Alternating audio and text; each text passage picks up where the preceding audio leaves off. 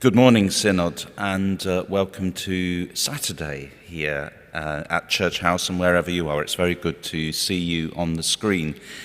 And we're going to begin with our opening worship, and I invite Shane Ardron to lead us in this act of worship. Good morning, everyone. I'll be saying the words of the leader, which you can find in the worship sheet, and Barry Hill will be replying on everyone's behalf. So feel free to join in. Well, as you're on mute, you can join in with anything you like. The choice is yours. Barry will read the even verses of the Psalm and Canticle, and I will read the odd ones. Let us worship together. O Lord, open our lips, and our mouth shall proclaim your praise. The night has passed, and the day lies open before us. Let us pray with one heart and mind.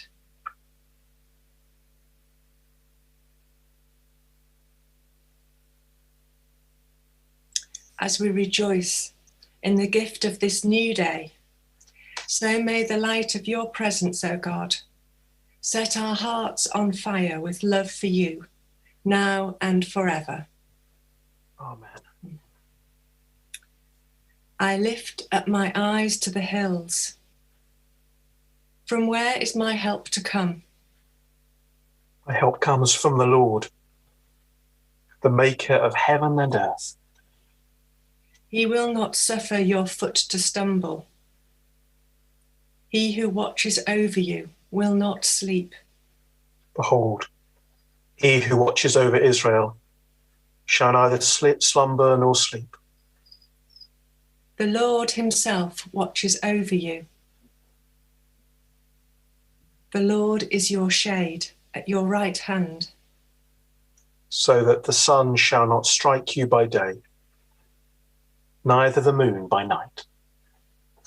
The Lord shall keep you from all evil.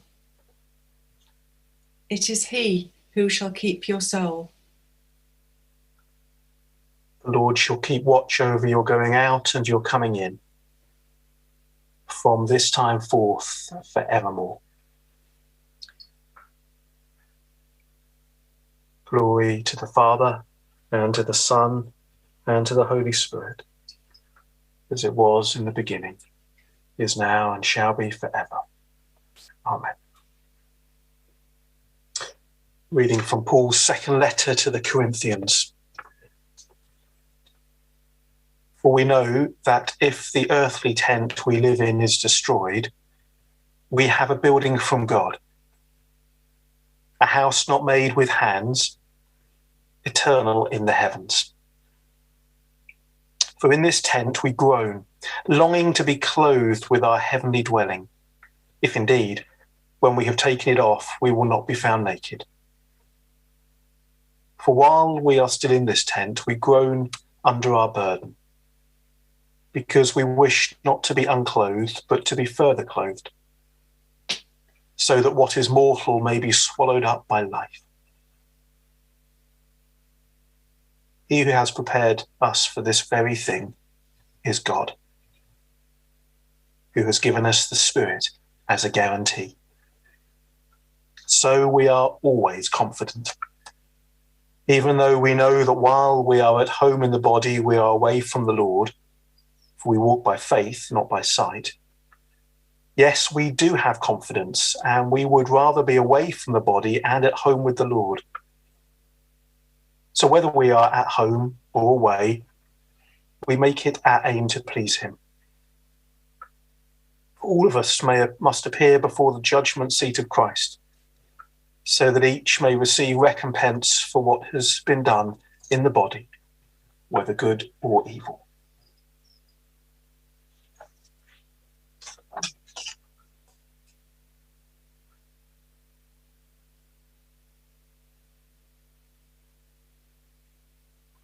Shine on us, O God, who dwell in darkness, and guide us into the way of peace.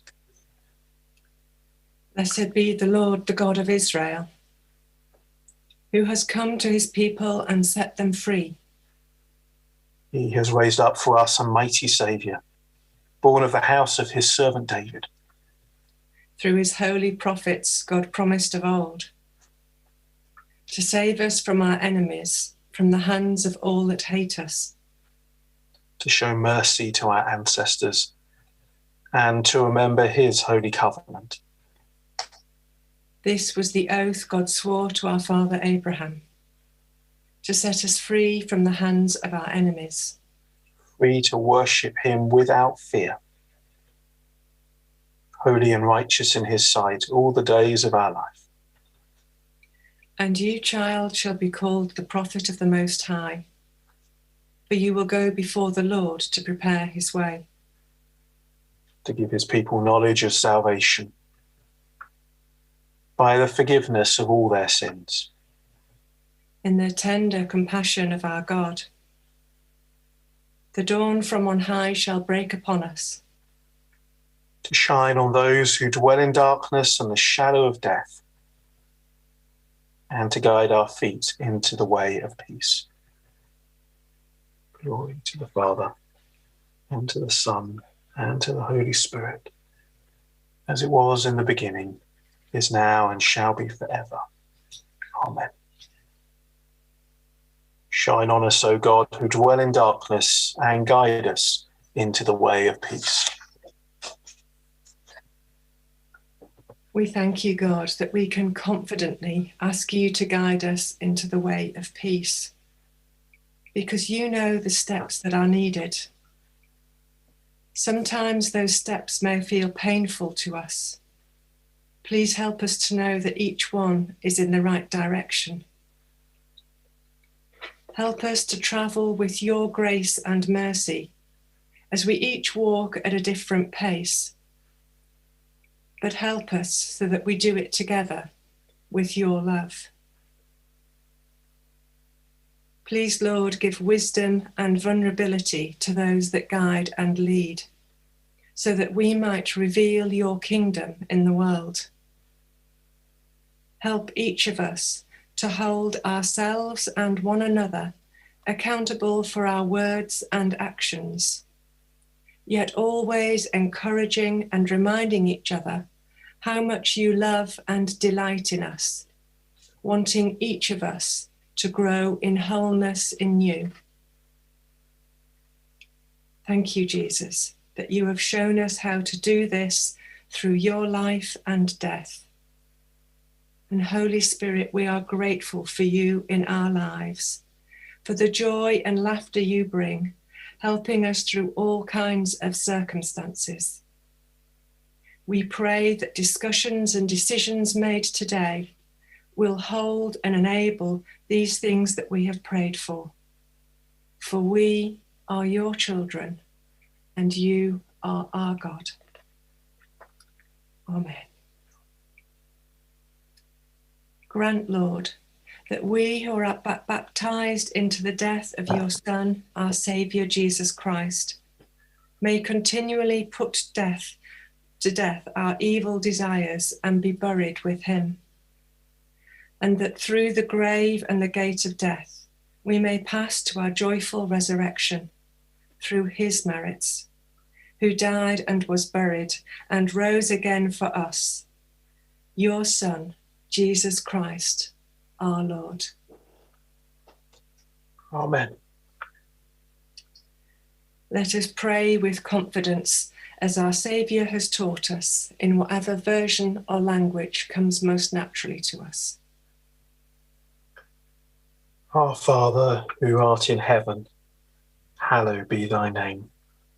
Thy kingdom come, thy will be done on earth as in heaven. Give us this day our daily bread, and forgive us our trespasses, as we forgive those who trespass against us. And lead us not into temptation, but deliver us from evil. For thine is the kingdom, the power, and the glory forever and ever. Amen. The Lord bless us and preserve us from all evil, and keep us in eternal life. Amen. Let us bless the Lord. Thanks be to God.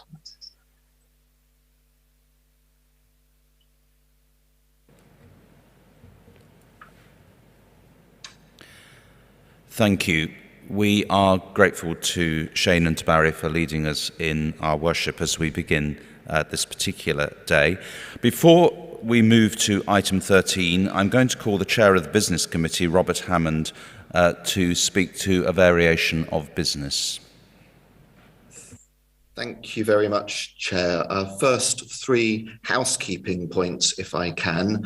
Would members please refrain from using the chat function to contact the support office? The chat function isn't monitored, and if you do need support, please use the Synod support email address. Secondly, when we use green ticks to indicate that you support or don't support a continuing amendment or items like that, when that item has finished, can you take the green tick down, because we're unable to, the support staff are unable to remove those.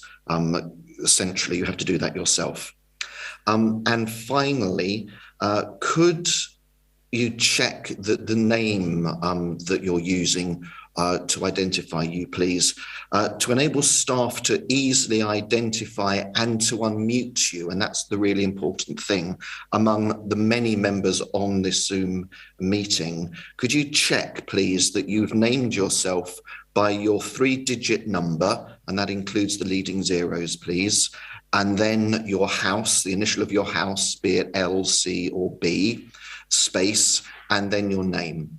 That means that when the staff are searching for us, they can find us easily, and it will speed up proceedings. Then can I please, Mr. Chair, propose a variation in the order of business? As we were unable to take item 11 yesterday, the appointment of a body to oversee the next stage of the Anglo-Methodist Covenant, I propose that we insert that item on Monday afternoon after item 31, the motion from the House of Bishops on the report from the Implementation and Dialogue Group.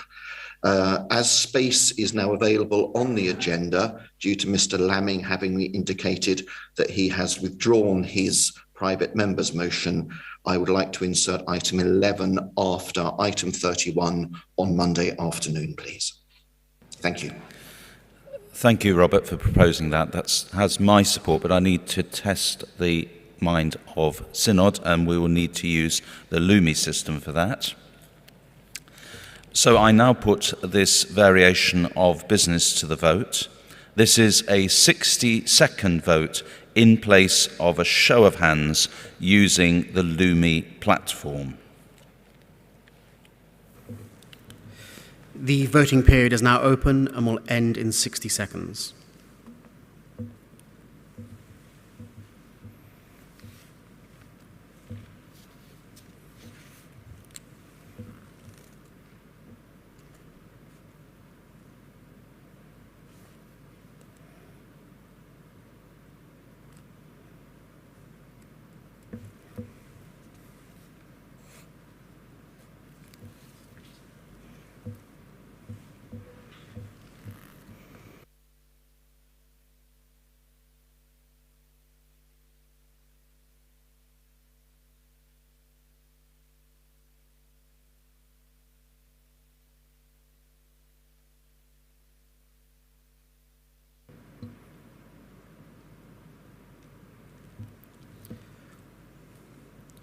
The voting period is now ended.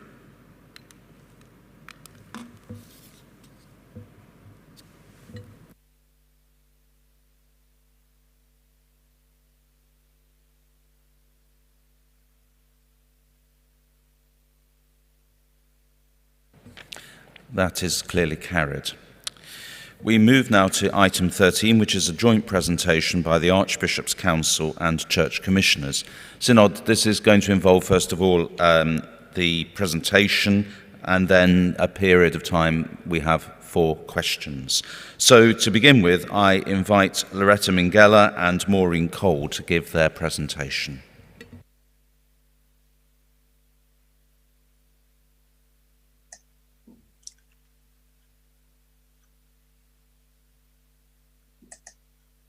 Well, good morning, Synod. Thank you, Chair. Loretta Minghella, First Commissioner ex officio 457. I'm delighted to present for the Commissioners this morning, side by side with my colleague Maureen Cole from the Archbishop's Council, in what I think is a burst joint annual report presentation. Now, at the Church Commissioners, we strive to manage the funds entrusted to us in a responsible and ethical way to grow our support for the Church and give the consistency we know our beneficiaries need. In support of that aim, in 2020, we delivered an investment return of 10.4%, which was ahead of our target, despite the extraordinarily volatile market conditions. The asset base grew to over £9 billion after we had distributed a record £281 million. Our active management style really came into its own last year. Our stock market investments outperformed the market, returning 18.3%. And while real estate markets were challenged, the team was able to deliver a positive overall return of 5.6%. A particular highlight in 2020 was our sustainable global forestry portfolio. Originally invested in primarily as a diversifier, it returned 41.3% and was an important contributor to the overall return. Our holdings are in mature, developed markets of the UK, US and Australia, and the slide shows a forest that we bought last year in Florida. We established new woodlands too and planted 2.5 million trees in 2020. The slide shows the 155-acre woodland we established in Perthshire. The result was achieved in unprecedented market conditions, but also the difficult personal circumstances brought by COVID. And I applaud my fellow Assets Committee members and our extraordinary staff. As I prepare to bid farewell to Synod and go into my final months as First Commissioner, I assure you all that they are truly world-class and we should all be proud of them. While 2020 was a very creditable return, what's more pleasing is that we've matched or exceeded our returns target over 1, 3, 5, 10, 20 and 30 years. That timeframe, remember, contains 2 stock market crashes and the arrival of a global pandemic. This long-term track record is the most important thing in determining our sustainable distribution levels, on which I'll say more in a moment. Responsible and ethical investment is key to our mission, and we have put in place a new responsible investment policy which broadens and deepens our focus on 2 pillars, our respect for people and our respect for the planet. Quite simply, we want to be at the forefront of the investment industry and driving positive change in the real economy. Last year, we joined the UN Net Zero Asset Owner Alliance and began the process of divestment from companies that do not take seriously their responsibilities to assist with the transition to a low carbon economy. We have a comprehensive list of ethical exclusions, but as members know, we put a great deal of effort into engagement. And following engagement, 12 companies made changes to meet our 2020 climate change hurdles, and only 9 were excluded because they did not. And as I mentioned yesterday, last year's engagement efforts paid off this year when the activist group we support managed to get 3 new members of Exxon's board elected, all with huge experience in energy transition. Please just pause and think how big this is to overcome the resistance of one of the world's biggest companies and get 25% of the board changed is a great example of shareholder muscle. Engagement is not something we do instead of taking robust action. It is robust action. We've also put in place a new voting framework, which now includes ethnic diversity as well as gender diversity. That's what we want to see on the boards of the companies that we invest in.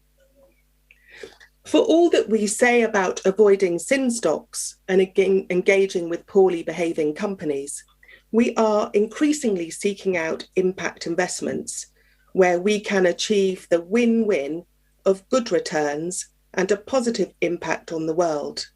Can I see the next slide, please? And at the end of 2020, we had over £1 billion, you'll see that table there, in these impact investments, and that represents a £250 million increase on the previous year. As this slide shows, with investments mapped against the 3rd, 4th and 5th marks of mission, the main areas of impact investment include sustainable forestry, health and affordable and social housing. I've been tremendously excited about the growth of impact investment these last few years and delighted that we won the IPE's inaugural Impact Investing Award in Copenhagen last year.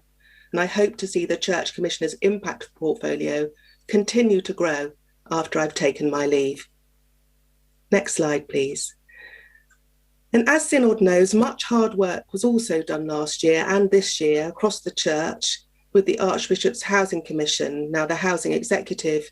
We're engaging with them to find ways in which the Church Commissioners can help realise the Housing Commission's aims to increase the quantity, quality and affordability of homes, which we wholeheartedly support. And although we're not ourselves a social housing provider, we do already enable the provision of quality, affordable housing. And we're actively exploring what more we can do when bringing forward land for new housing developments and how we best go about that exercise. And we aim to deliver a range of homes and employment opportunities to enhance local surroundings, and by strengthening existing communities and building new ones. I hope I'll have an opportunity to say more about that in the housing debate later. Next slide, please.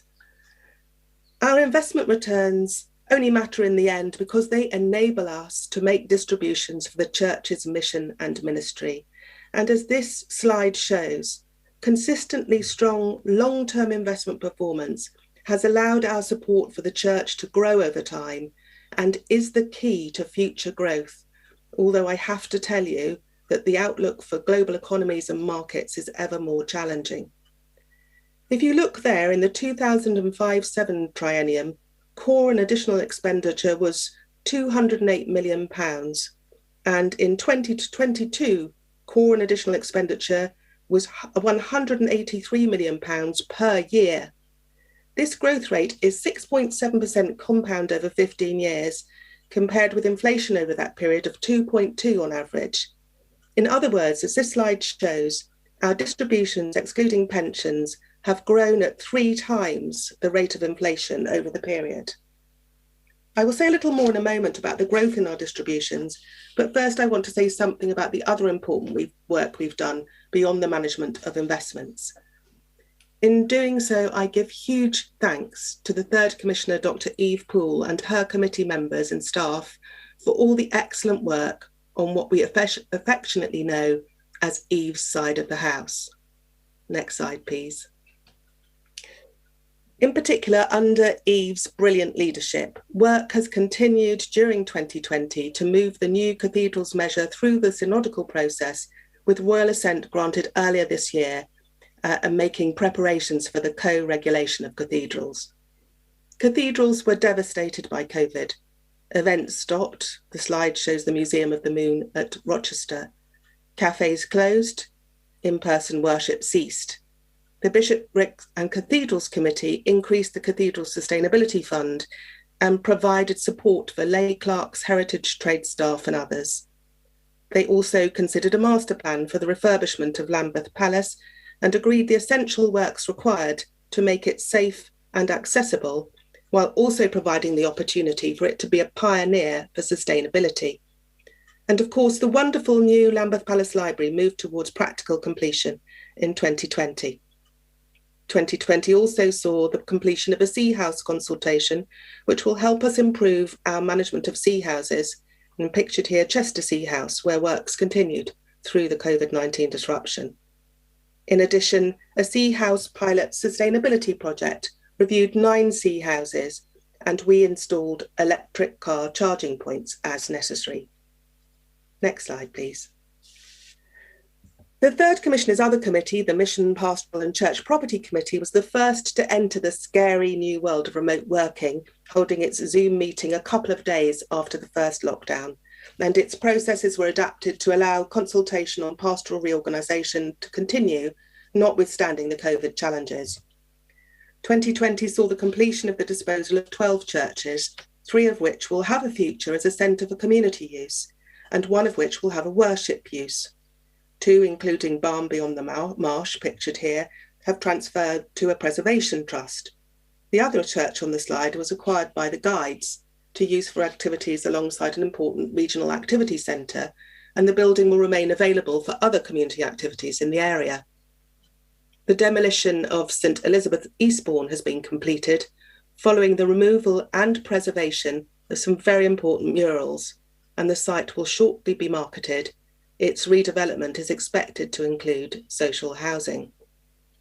The team also started a programme of online deanery planning seminars, gave training on property disposal processes, and is now drafting enhanced guidance on dispossession for publication later this year.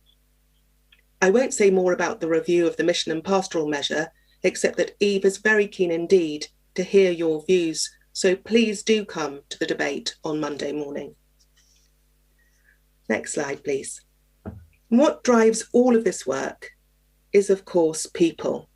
We are greatly indebted to our trustees and our brilliant staff.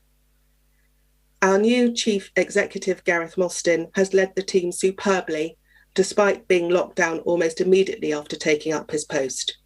He and the whole team have maintained business as usual and so much more in such trying circumstances.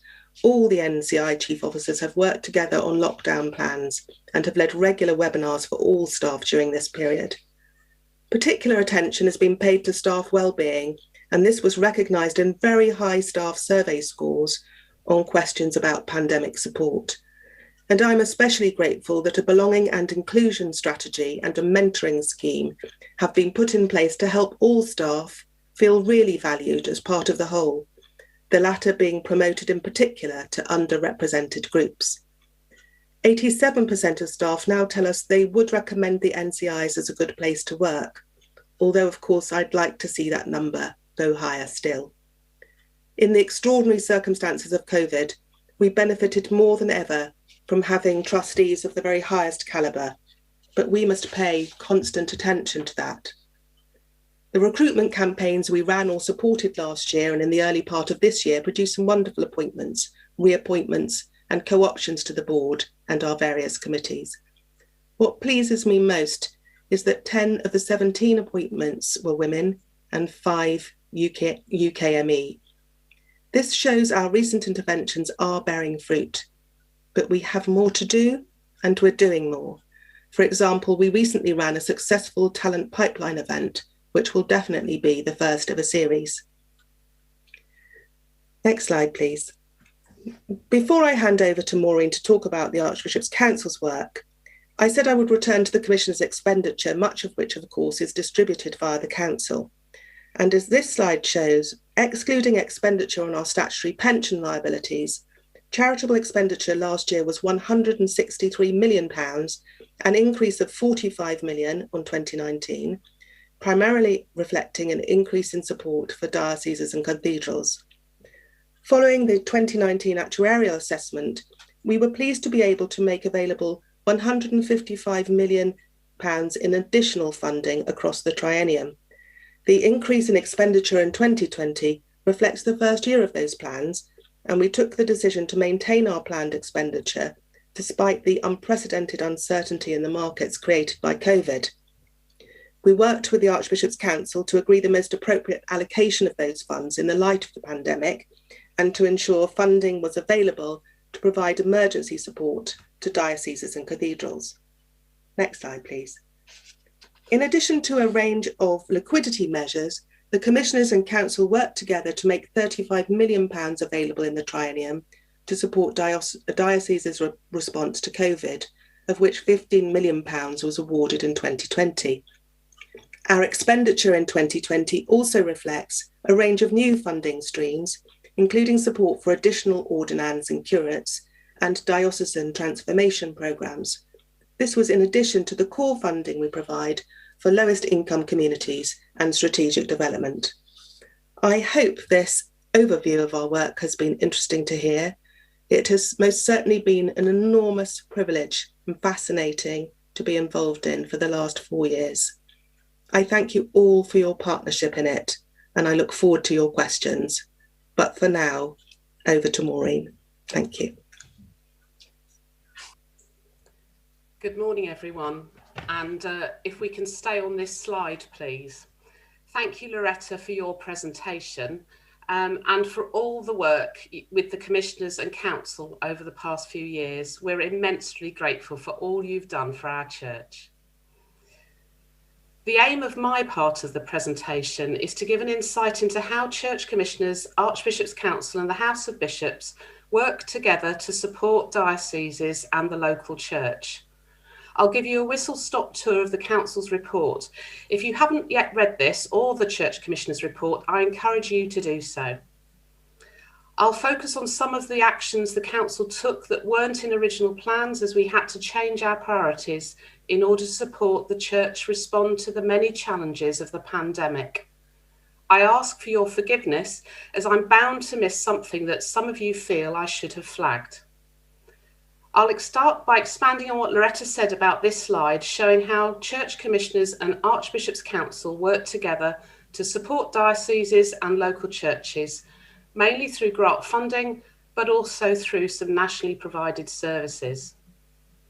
This pie chart shows that the new but planned strategic transformation funding at 11% is designed to support dioceses wishing to undertake a change programme to develop a platform for the Church's sustainable growth, but have insufficient resources of their own to do so.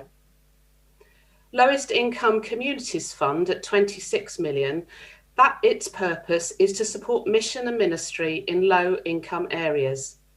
The National Church works with dioceses to ensure this happens. The new item for this was that the lowest income grant was paid early and full in 2020 and indeed in 2021 to help dioceses cash flow. This was important support and was well received, particularly as in some dioceses, parish share payments fell significantly at the start of lockdown. How does this support local churches? The largest costs for a diocese are the monthly payments for clergy stipends, pensions and housing. Transition Fund at £8 million was also paid early. New for 2020 was the COVID-19 Sustainability Fund. And obviously the big change was the pandemic and the financial challenges that it brought. £35 million was made available for 2020 and 2021 to support dioceses and local churches. £15 million was awarded in 2020, with 24 dioceses receiving grants. This is an example of the Church Commissioners and Archbishop's Council working well together after listening carefully to the needs of the local church via the dioceses and responding to them. New again was ministry support at £8 million. This is new funding to meet training costs for the increased number of ordinands and to support dioceses with the incremental costs for the additional curates. Strategic development funding at 23 million supports dioceses in making strategic investment in change programmes that produce good growth. And the other item at £8 million includes digital services and the giving strategy. Grant awards require careful governance. Some of you may wonder why grants aren't made directly to local churches. The awards do have significant impact on local churches, but are mainly awarded through dioceses who have the local strategic and missional overview to understand the best approach in their local context. Next slide, please. The pie chart shows where Archbishop's income comes from. Church Commissioners provide the largest amount. 22% comes from the dioceses and 11% comes from other sources. For example, the Cathedral and Major Churches grant comes from government. The bar chart shows how the money is spent over the Council's 9 objectives, and you can see the increased expenditure against 2019. The largest amount of money is spent on ministry, which is the grey box, evangelism, as in blue, and resources for church is the green, which you can see had the biggest increase in 2019. So moving on to the next slide and moving on from the money flows, we now move on to the Archbishop's Council activities during 2020, which were designed around 3 priorities and the 9 objectives listed here. We need to remind ourselves, who would have imagined at the beginning of 2020 that we would be talking about lockdown, self-isolation, COVID-19, and that every one of us here and in our dioceses and local churches would be considering the church's mission response to a pandemic. The plans had to be adjusted and refined in response to this. I will now give you some highlights for each of the 9 objectives. So for evangelism, next slide please. Sports ministry. 27 missional initiatives came from 7 pilots, and a sports leadership programme has started. But during 2020, our first ever national virtual services were held and continue today. These reached into people's homes via telephone or online. For many, these cannot replace meeting and worshipping physically. But there are so many stories about how people have accessed church for the first time or reconnected with church during pandemic via these systems. Digital church in its many forms will continue to play an important part of our mixed ecology in the future. Some of the other activities that support evangelism are supported in the questions pack but weren't covered yesterday. Discipleship. Next slide. 2 examples of the National Church resource which have supported the local church in mission and discipleship. The use of apps from Church House Publishing increased phenomenally. They were used 7 million times in 2020, a more than 3-fold increase from 2019. The Daily Hope phone line was launched for those without internet. To date, there have been more than 500,000 calls from over 55,000 people. Ministry. Lay ministry research was conducted during 2020 for the Lay Ministry Data Project. So far, more than 100,000 lay ministers in more than 1,300 lay ministry roles have been identified. This shows the diversity and importance of lay ministry across the Church of England. Clergy are vital and valued. So during lockdown, a clergy wellbeing study was conducted. The study highlighted the clergy's concern over access to buildings and implications for worship. They were also concerned for personal health and the health of their families. On a positive note, clergy welcomed consistent contact and support from senior clergy. Ordinands in training, 560 ordinands will complete training in 2021 and 591 people were recommended to ordained ministry. This was the highest number in 13 years. 54% were women and 10% were UKME. An online discernment process was developed to temporarily replace the 3-day residential Bishops' Advisory Panel, and this was achieved from a standing start in very short timescales. Common good. The Archbishop's Housing Commission report focused on how church might help address the key challenge of the British housing crisis.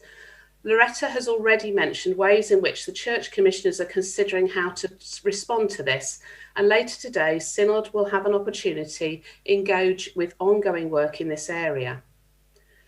Under Environment, in February 2020, General Synod set an ambitious target for the Church of England to become a carbon net zero by 2030, with work starting at all levels to develop an action plan and resources to achieve this. Education. The National Education Team and the National Society continue supporting our 4,700 Church of England schools and the approximately 1 million children who attend them. A new key piece of legislation governing DBEs received final approval from Synod, and there were questions about this yesterday. The Faith at Home campaign was launched, intended to make prayer and discussion about faith a household habit. Weekly videos from home, school and church were provided. So many valued these materials during lockdown, particularly when families were homeschooling. Resources for churches. Across the church, more than 550 churches and cathedrals received pandemic-related government grants totalling around £50 million. This included £10 million of culture recovery funding secured by the council to support capital repair projects in 68 cathedrals and major churches. Church Near You became a strategic platform for church in 2020. Multi-platform resources were produced for church to use for Lent, Easter and Christmas services. The National Giving Strategy includes expanding advice for parishes encouraging digital giving and providing training for clergy and laity. We saw the launch of Generosity Week, with new resources being provided to support local churches in response to the fall in church income during lockdown. Safeguarding. A session comes later this morning with an opportunity for questions. Clearly, this is a vital part of the Archbishop's Council work. However, in brief, we worked with the Catholic Church in England and Wales to launch the Safe Spaces Helpline. We launched the Survivor Support Scheme to provide support to survivors with urgent and immediate needs. Safeguarding training and development was redesigned and will be delivered across all dioceses. Importantly, we began to work to deliver on the recommendations of the ICSA report, which were fully accepted by the House of Bishops, Archbishop's Council, as well as this synod. And we began work on the development of independent oversight of the National Safeguarding Team. Governance. Meetings continued and happened more frequently, invariably online, to address the challenges of pandemic. Legislation was passed, standing orders changed, which meant Synod could transact key business online. This was significant and enabled Synod to continue to function in what turned out to be a longer period of restrictions than we would have imagined even a few weeks ago. Let's hope and pray this will change over the coming weeks and months. The emerging church group, Synod will be engaging with two aspects of this tomorrow. However, from the middle of 2020, the 5 groups have been shaping and developing the work, and in many cases, group members are doing this in addition to their day job. Church for all people. We are grateful for all the important work of the Racial Justice Task Force ahead of the Church Commission to address racism. British Sign Language was introduced into national broadcast services, and the publication of Living in Love and Faith resources was launched, and dioceses, deaneries and local church now start to explore these resources and how they might engage fully with these. This partial snapshot begins to demonstrate just how much was planned and how much was delivered in response to the challenges we faced as a church in 2020. It was quite an extraordinary year for us all. It illustrates how Archbishop's Council, Church Commissioners and the House of Bishops worked together to respond to the challenges and support dioceses and worshipping communities in their mission and ministry during that unique year, but also to prepare us for the future, whatever it may hold. All of this has been achieved with national teams led by William, Gareth and John, notionally from Church House, and David, Malcolm and Andrew from Lambeth and Bishop Thorpe Palaces. In common with many, they all had to move quickly to largely working from home and through the challenges of lockdown. Thank you to all of you who played a part in the work of Church Commissioners and Archbishop's Council that are detailed in this report. The panel of Commissioners and Council members now look forward to your questions. Thank you very much. There was a lot of information there, and members will be pleased to know that the presentation slides will be made available to us. We now move, as has been said, to questions. We've got about 15 minutes in order to do that, so short questions will be appreciated, and I'll be taking them in groups of 3, and then the Bishop of Manchester will be fielding the team to give the answers. First of all, Julie Ziegel and Bill Bravener and Penny Allen.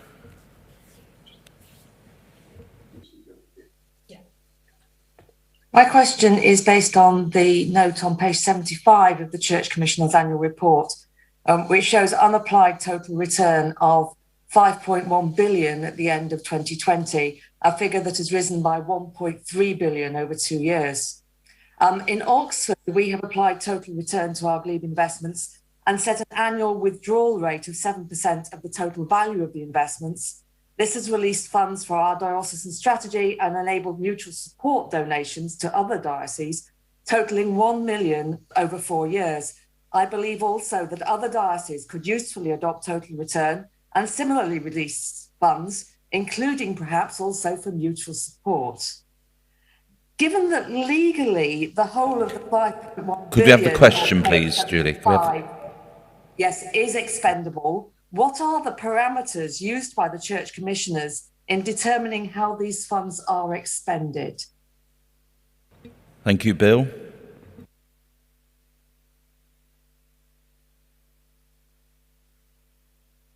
Mission are so high on the agenda of the church, and we all want to see more people coming to be blessed by God and to know God.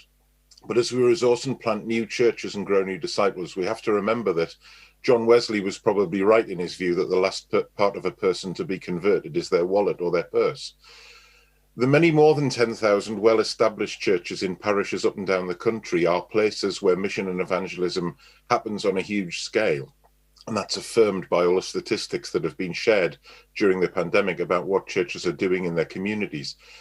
Has the Archbishop's Council any plans to use some of the SDF or other funding to directly support large numbers of parishes with some extra resource, which could be used to enable many places to have a little bit of extra paid lay ministry, such as a youth worker, administrator, or whatever, thereby releasing parish clergy and others from some of the limiting factors which constrain the time and the energy and the support that they have for mission and ministry? And if we don't have such plans, could they be developed? Seeds grow best when they're scattered. Might not a comparatively little resource in each place make a bigger difference to the church overall, enabling us to make a bigger difference to the communities, the people, and the nation that we serve? Thank you. And Penny, thank you.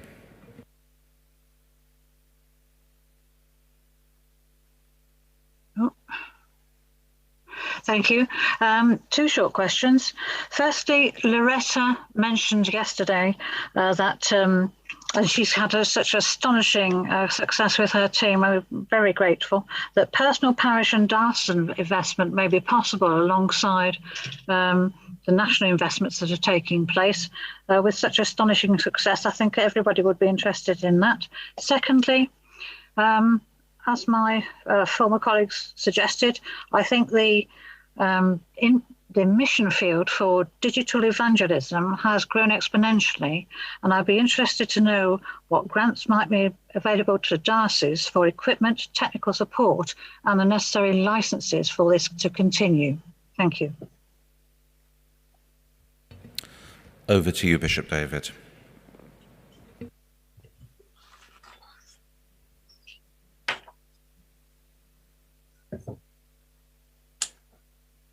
Sorry about that. It took a while for them to unmute me there on the system. Thank you. I wonder, Loretta, perhaps you could begin by responding to Julie's question, and then maybe we can go back to the Archbishop's Council for bills and pennies.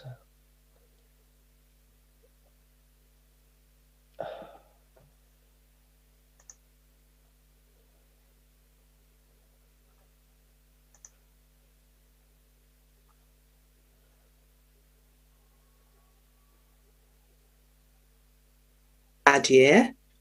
Was I on mute then? I sound a lot better on mute, I'll tell you. I'll start again. The Commissioners obtained a total return order in 2012, and it enables us to apply a total return approach, ensures that our investments can focus on maximising total return, and we can keep distributing whether or not we have a good year or a bad year. Our distribution strategy is based on the total value of the fund, therefore, and indeed not just the unapplied total return. And after first allowing for all forecast pensions expenditure, we then, on the advice of the actuaries, calculate the maximum level of distributions that can be paid on a long-term sustainable basis. And that takes into account the total size of the fund, expected to be needed to meet those pension obligations, forecast future investment returns, the outlook for inflation, and a target growth rate for future distributions. And all that ensures that we balance the needs of beneficiaries today and in the future. And it has enabled us to distribute, or promise to distribute, a record £930 million in this triennium and projected £930 million plus inflation in the next triennium. So within 6 years, over £1.8 billion. Thank you.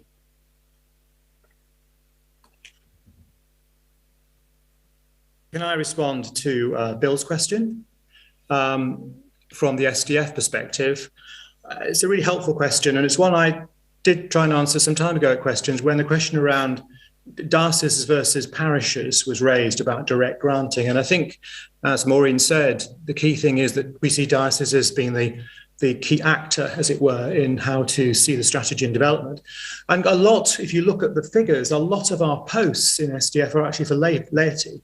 A lot of lay posts, all sorts of lay posts. We also had SDF bids where we have encouraged local support to parishes through providing bureaucratic support through what I would equivalent to a GP practice manager. So I think we do have experience of this, but I think it's a really helpful question. I think it's developing process, and I'm grateful for that directive, Bill.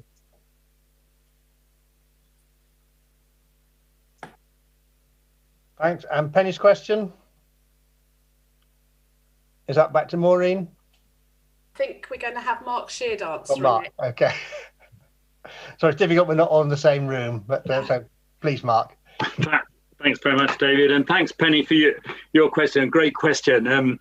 It's one of the few upsides of COVID that has encouraged us to embrace the digital revolution even more enthusiastically than perhaps we were doing. And in Maureen's report, there were various highlights of things that are being done on a national basis. And so already there are a number of resources that are available for parishes, things like the Go Chatter videos that enable you to produce personalised videos, etc. And the digital labs that the digital team in Church House is rolling out. And I would encourage you to engage with those wherever you can. They are fantastic work. I also know there's further developments being planned in terms of how we can build on this learning and so on. In terms of help with things like equipment, so on, that probably is best still addressed through the diocesan mechanisms. Parishes work with dioceses, and if it's appropriate, then dioceses as a whole can apply for grants or support in any one of the ways in which the Archbishop Council are able to support dioceses. I think that's probably all I've got to say, but do go back and just engage with some of, I would encourage the whole Synod to engage with some of the wonderful work that is going on in this area. So thanks very much. I'll be quiet and let other questions come. Thanks, Mark. I can certainly say here in Manchester that our digital evangelism officer, who's been in post for about 3 or 4 years now, has made a huge step change. Thank you. We've got time for another couple of questions. I'm going to call Josiel Monroe and Tifa Robinson, please. And if you can make your questions brief, that would be really helpful. Thank you, Chair, for calling me. I am Josiel Monroe, 356 London. What we budget for demonstrates what is important to us, whether it is at home or in church.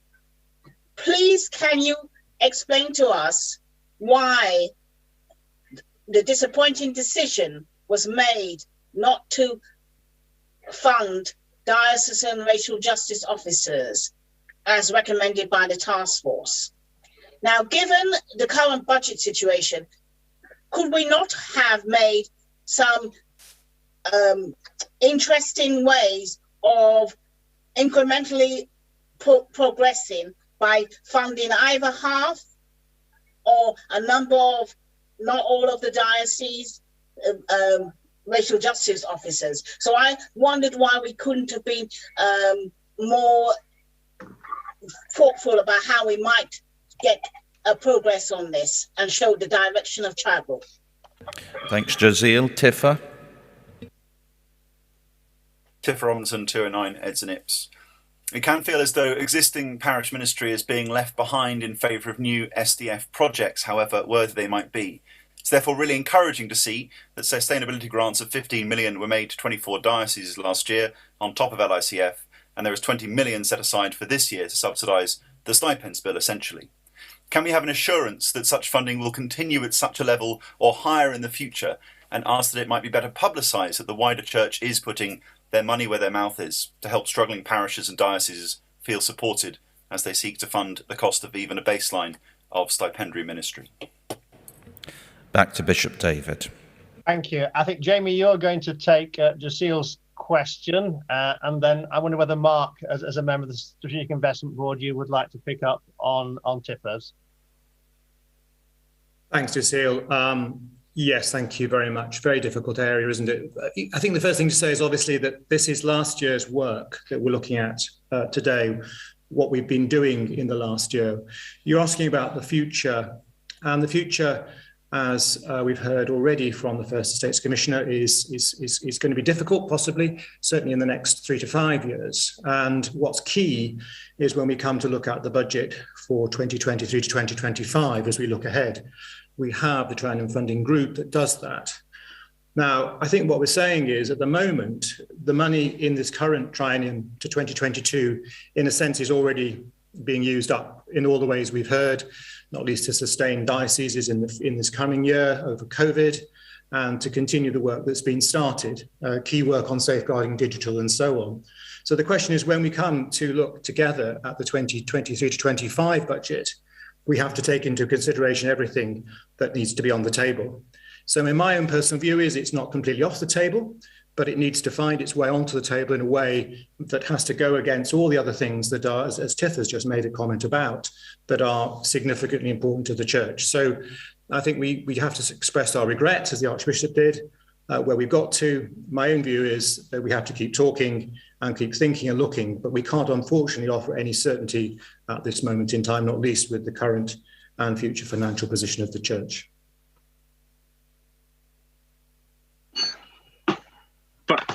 Thank you.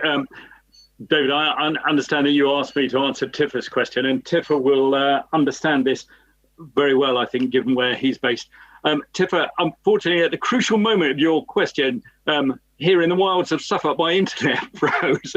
So I got as far as the first part about, you were talking about sustainability and approval of that, but I'm afraid I lost the second part of your question. So that's the downside of remote working and digital. I don't know if it's possible to just unmute Tifa again, just so you could repeat that for me, please. Just very quickly, can we have an assurance that the sustainability funding will continue at the same or even higher level in order to give a boost, really, morale boost to parishes and dioceses, that their efforts to keep stipendiary ministry going are being supported by the centre? I think we'll come on to budgets and so on in the next part of the presentation, but what I can give you an assurance, Tifa, is sustainability of current ministry is absolutely crucial for us. So I think that's probably the best answer I can give you at this stage. And I think I can probably add that there is the 35 million, I think, that was set aside last year for sustainability funding for dioceses. That was not all spent in year one. We know that the COVID crisis is continuing. Dioceses are continuing to experience shortfalls in money this year, and we're expecting to have further applications for that fund coming in during the course of this year. I think we've set aside 20 million this year, haven't we, David? Yeah. We have indeed, Mark, yes. Yeah. There is that money for dioceses to apply for. Yeah. Thank you very much. Thank you very much. I apologise that we've run out of time, and the clerk of the Synod is very happy if members want to send in any questions that you still have, because this scrutiny is an important part of our role. So if you have got outstanding questions, then please do send them in. But this brings this particular item to a close, and I want to thank everybody who's contributed in any way. And we now move to the next items, 14 to 17.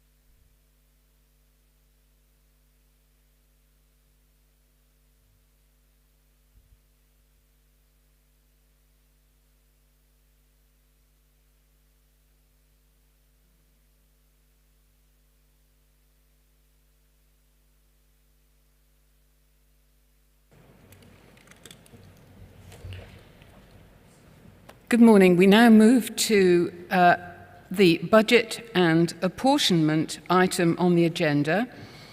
For this, you will need the order paper 2 that has been issued this morning. But if you haven't got access to that, the material that we will be dealing with is equally clearly itemised in the agenda itself on pages 6 to 7, if you would prefer to refer to that. The procedure will be that you will need GS 2213, and I will call upon John Spence to speak to items 14 to 17, and he will speak on the totality of those items for up to 15 minutes. And following that, he will move subsequent items formally without a speech. I'll give further instructions about speech limits and so on when we get to that stage. So I'd like to just begin briskly with inviting John Spence to speak to items 14 to 17. John, you have up to 15 minutes. Thank you. Well, my dear friends, good morning. And I must say my first learning of the day is to make sure I liaise better with Maureen to avoid duplication, replication, but we'll get there. Can I just pay tribute to Loretta and Maureen for their reports? And Loretta, I will deeply miss working with you. The Nibs report from you and Clive last night was utterly brilliant, and I hope it will be wider distributed. My job is to bring before you the Archbishop's Council budget for approval. I felt it important I should share some wider dimensions of the church economy, and as such there is more detail than I can accommodate verbally or can put on slides that you would be able to read, so which is why there are some additional notes, but they are just that, just some notes, not a narrative. Of course, the impact of COVID was truly about the loss of life, loss of community, the loss of relationships, the loss of liberty. My task is to talk about finance, but it is always in that context of that more appalling dimension. So in 2020, parish share declined by 7% on 2019. We saw that across the southern province and the northern. In the northern, it was 9% down, in the southern, 6% down. And with parish share bringing in last year £315 million, that is 67% of diocesan finances. So it's very significant. And on top of that, of course, dioceses suffered from the loss of investment income and parochial fees, while parishes, of course, were also losing all those other aspects of rental income, property income, fundraising events, and so on. The range in the fall of parish share was very considerable. No diocese saw an increase, While 9 dioceses saw a decrease of less than 5%, 3 saw decreases of more than 15%. A really very significant number. And that must be having a very troubling effect on the whole finances of that diocese. You've heard already the scale of the responses people had to the crisis that faced them at parish and diocesan level. About 30% of all diocesan staff were furloughed at some point. Several dioceses had over 50% of their staff furloughed. Actually, rather sadly, 90 curates across 10 dioceses were furloughed at some point or another, and over 2,000 staff across cathedrals. And sadly, there were redundancies, predominantly in services around hospitality and facilities.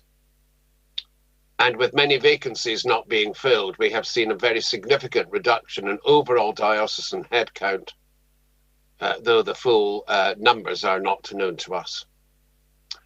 You've heard already about the response, both in terms of grants and cash flow, with 14.9 million given out to 24 dioceses through the Sustainability Fund. This was brought into being by bringing together elements from other funds, varying across elements from other funds to create this. And you've heard about the 20 million still available for this year. And you've heard about the cash flow aids, both from the commissioners, with taking grants up front, borrowing from the Stipends Fund, and in the work that we did in the Archbishop's Council around link funding and transition funding. So where are we now? Well, I regret to say that at the half-year stage, parish share is now down 10% on 2019. Not surprisingly, it was down considerably in the first quarter, but actually by 10%. Now, this is interesting because what we're worried about is that finances worsen as the lockdown continues. In April and May, as churches began to open, we saw a modest decline overall, and I haven't yet got the complete June numbers, but you can see that the pattern remains very similar. Again, we have this extraordinary range, because actually in 5 dioceses, we've seen an increase so far in 2020. But again, we have a series of dioceses, I think 9 in total, with declines of over 10% on 2020. So this is a significant worsening on last year. 4 of those in the Northern Province and 5 in the Southern Province. And that feels a very serious number to me. More positively, of course, as we've heard, we've seen the wonderful reimagining undertaken at parish and diocesan level all over the country. Churches transforming their community focus, going out as great sources of inspiration into their communities. Wonderful new ways of worship and digital mixed ecology. And I do commend to you the ongoing blogs performed by the strategy development team, who bring to life for you case studies of this work going on in practice. And we will come back to the giving strategy later. Loretta's explained, and Maureen, the number of funding streams available in 2020-22. But I do have to express a worry. The Strategic Transformation Fund for dioceses is originally 45 million, though we've had to divert some of that to sustainability, was announced 2 years ago in July 2019. So far, we've deployed 6 million of that fund for capacity, but only one strategy has so far been able to bring forward its strategy for funding at £5.6 million for Sheffield. I do worry that our wonderful bishops and diocesan teams are so strained dealing with the problems of today, they're finding it time to create the strategies of tomorrow on which the whole of this must fix. This can never be Church House having a strategy for the church. This has got to be about us facilitating and enabling the diocesan strategies across the country. We are working with 20 dioceses now who are at various stages of strategic development, but it is very clear to me that only a small part of the 30 million still remaining will actually be spent in this triennium. A similar pictures there on the Strategic Development Fund, where 170 million had been granted up till the end of 2020, but only under 50 million had been spent. We do expect to catch up. We always knew that it would take time for the money to be spent, although the delays have been greater than we expected, and that has been exacerbated by COVID. We are now reviewing every single project to understand its viability and sustainability in a post-COVID environment. And the independent review of SDF, to which Synod was promised would happen, is taking place in the second half of this year, with the chairman, an independent chair of great significance, already identified, though I don't think I can name him yet. So that work will go underway. And you've heard already about the important areas of ordinance and curacies. We do have the funding streams available for the additional ordinance funds, and through Strategic Ministry Board for the funding of additional curacies. This has been a great success story. While we didn't quite get to the 50% growth I imagined way back in 2015, we are seeing now a sustained level of ordained clergy across the country. It is critical that this be continued, as we know there will be a peak in retirements in the post-COVID world. It is critical that we refresh the incumbents across our parishes, where there's a very clear correlation between stipendiary priesthood and the amount of mission going on, despite or however much laity is engaged as well. And of course, we're seeing a renewed desire for increased levels of chaplaincy across the country as we reach out to remind England of the importance of Christ. And that's one of the areas of uncertainty as we look ahead. Looking ahead brings various areas of uncertainty. We yet to understand fully the financial implications of rolling out the vision and strategy. The governance review that you know about is due to report in the autumn. And we're still working out the full implications of the Transforming Effectiveness programme, of which you will hear more, but where we have to consider how the savings will be captured, but also how much will have to be invested for those savings to be released. And across the wider economy, we've seen the massive impact of COVID. If you look at April 2020, GDP was 25% down on the end of 19. By April 21, it was only 4% down. In other words, the economy had grown by 27% in a year. Who can tell what the picture will be like for the Church of England as we reopen and re-engage? How many of our worshippers will return?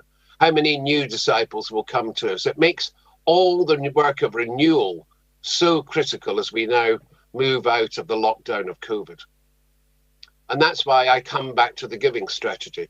This is a major area of investment in which we're all engaged. 7.6 million from the centre, but with diocesan funds matching it, it takes it to well over 10 million.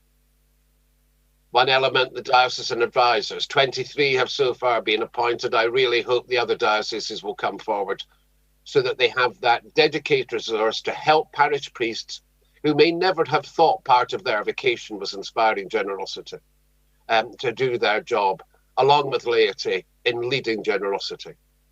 The digital piece you've heard about at length.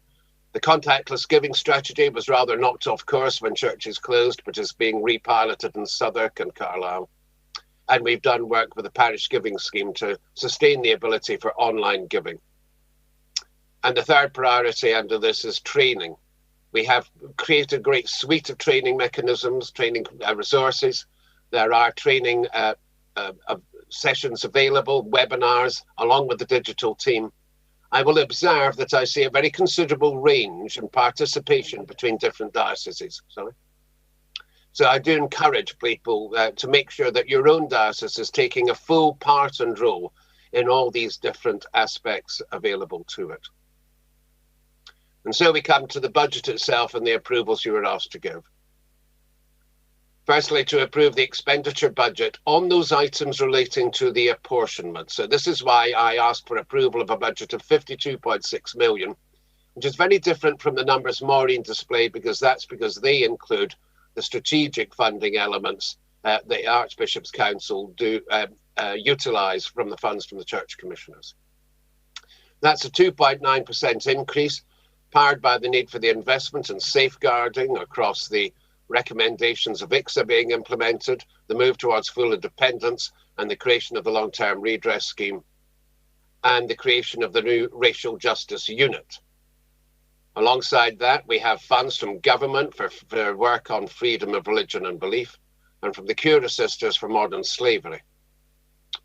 All of these elements come together. The funding we receive from the Church Commissioners, the Corporation of Church House, the All Churches Trust, and other sources are hugely appreciated, as it enables us the work to carry on, however much the constraints at diocesan level are. I've already pointed to the uncertainties, predominantly relating for 2022 at least, to the transforming effectiveness piece, and that is why you will be asked to have a further report from us, an update report from us in November. But you are asked to approve the apportionment table. We committed that this would be the same as in 2020, which was 22, which is 1.6% lower than 2020. So the same as 21, but lower than 20. And we hope we may be able to come back with further reductions depending on what we discover about the outcome of the transformation effectiveness proposals currently underway. That 52.6 million I mentioned will be funded by apportionment of 32.5 million, approximately 63% of the total budget. And if I remind you that 10 years ago it was over 90%, you will see how much we have been able to retain or save the diocese from increased financial burdens by going out to our other partners whom we greatly value. Having said this, however, we have only been able to do this by utilising 2.4 million of Archbishop's Council's reserves. That's 0.4 million than last year, and it is a number that we cannot sustain. So finally, I present before you the 4 recommendations that you will be asked to approve at the end of the question session: to take note of 2213, to approve the expenditures as listed there, to approve the apportionment table, and to request a further update at the November Synod. I look forward to answering your questions. Thank you. I will ask you to move item 14 in a moment, but let's first of all have questions and comments. And can I remind anyone who has put in to speak to raise their hand, yellow mostly, I think. So that would be helpful. Thank you very much. Philip Plimming, please, to be followed by, I'm looking on the screen here,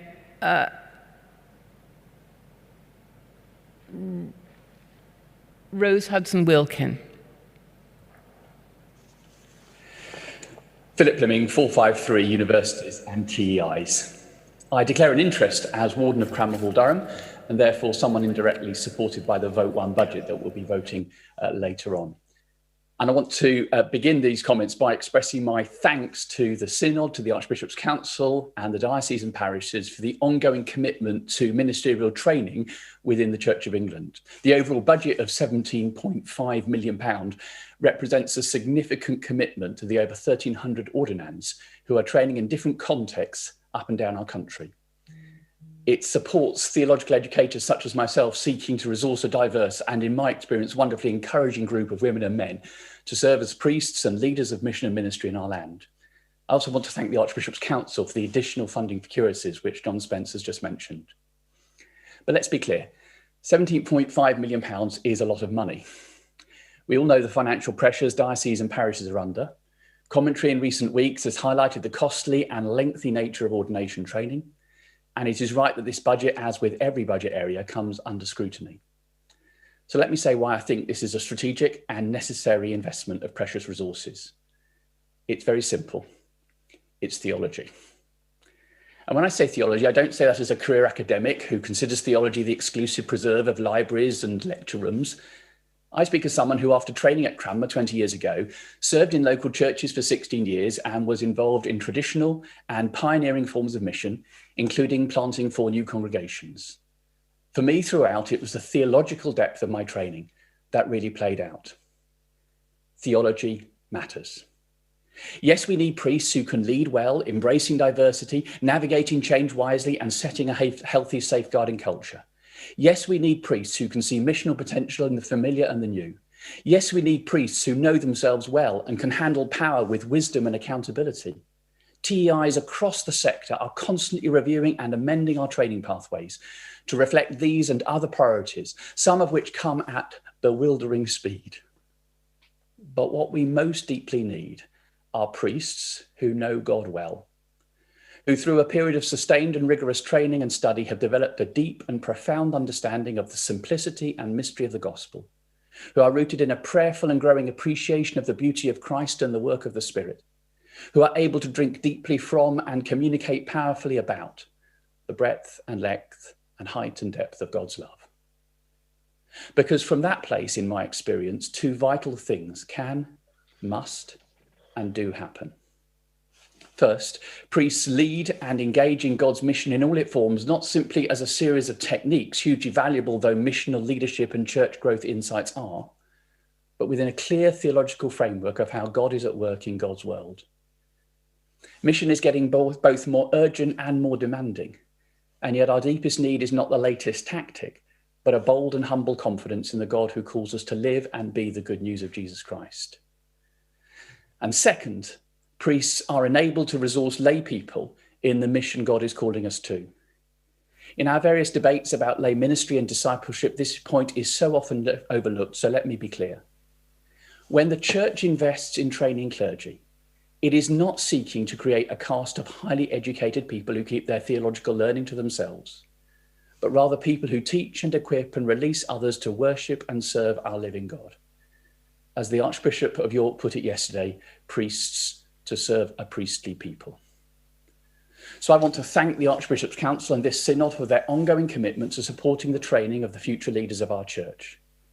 I hope that as the next Synod comes to consider the funding of theological training through the RMF review, it retains that level of commitment and does not think that more can be done with less.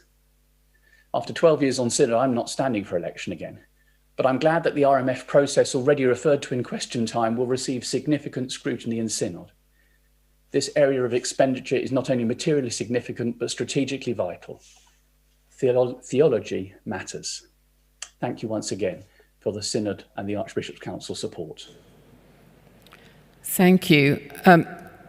We are on 5-minute speech limit as the normal standing orders set out, but I would encourage all speakers to be as quick as they can so that as many people as possible have an opportunity to speak.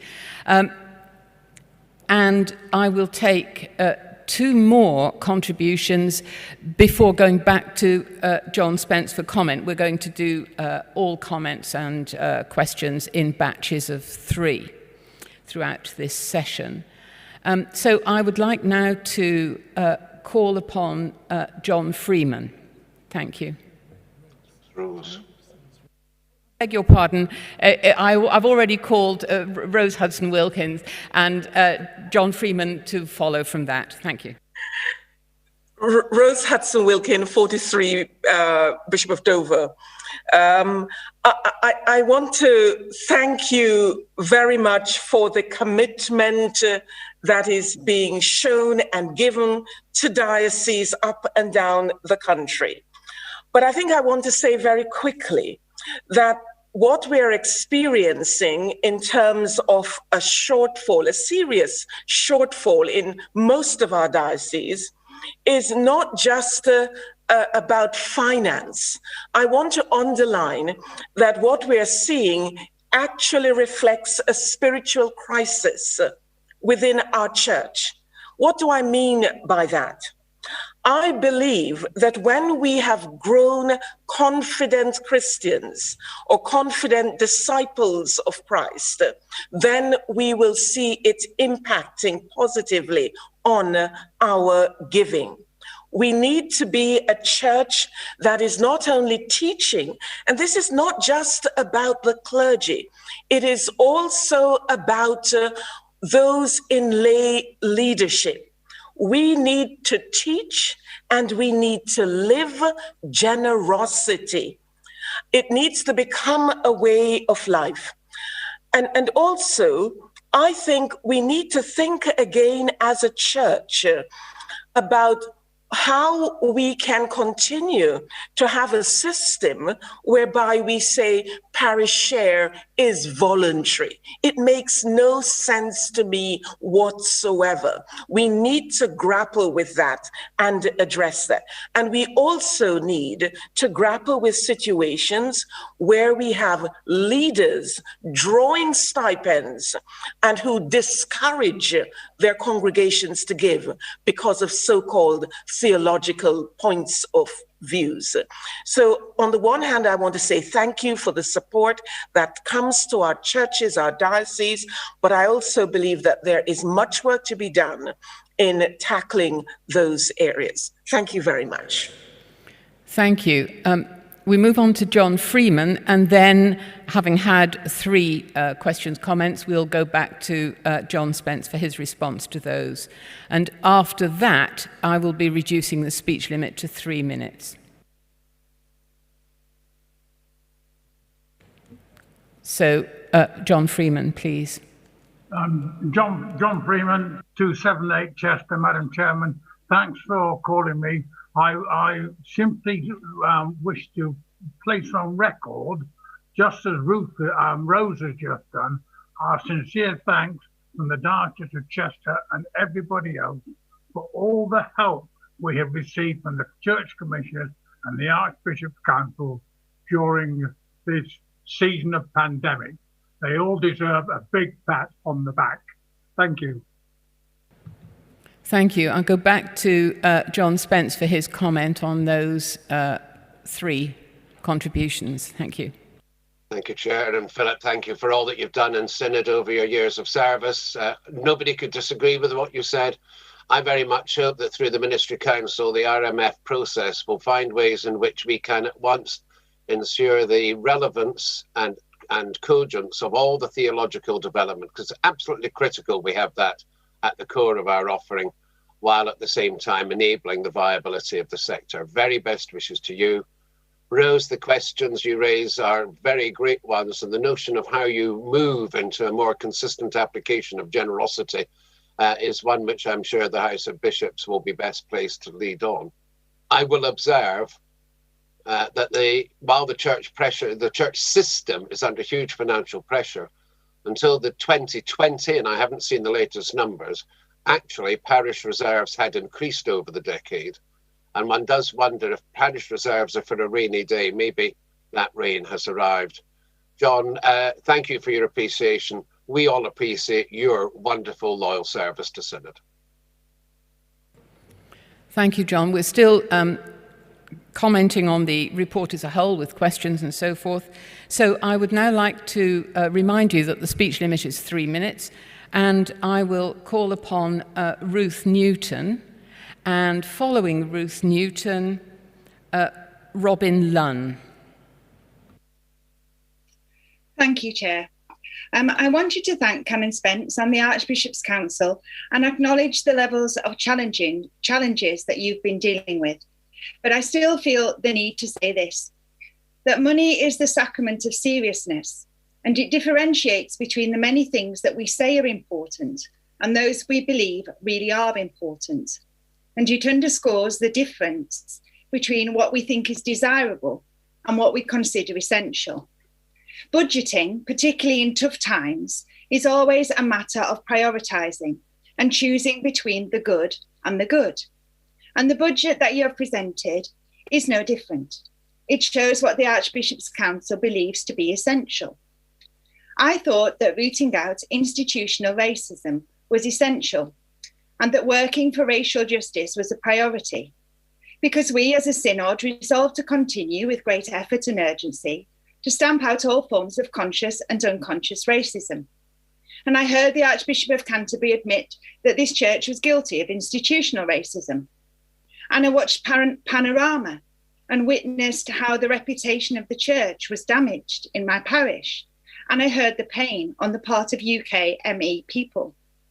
And that's why I found yesterday it's so difficult to hear that the recommendation contained in From Lament to Action for each diocese to have a racial justice officer, not forever, just for 5 years, was not going to be implemented.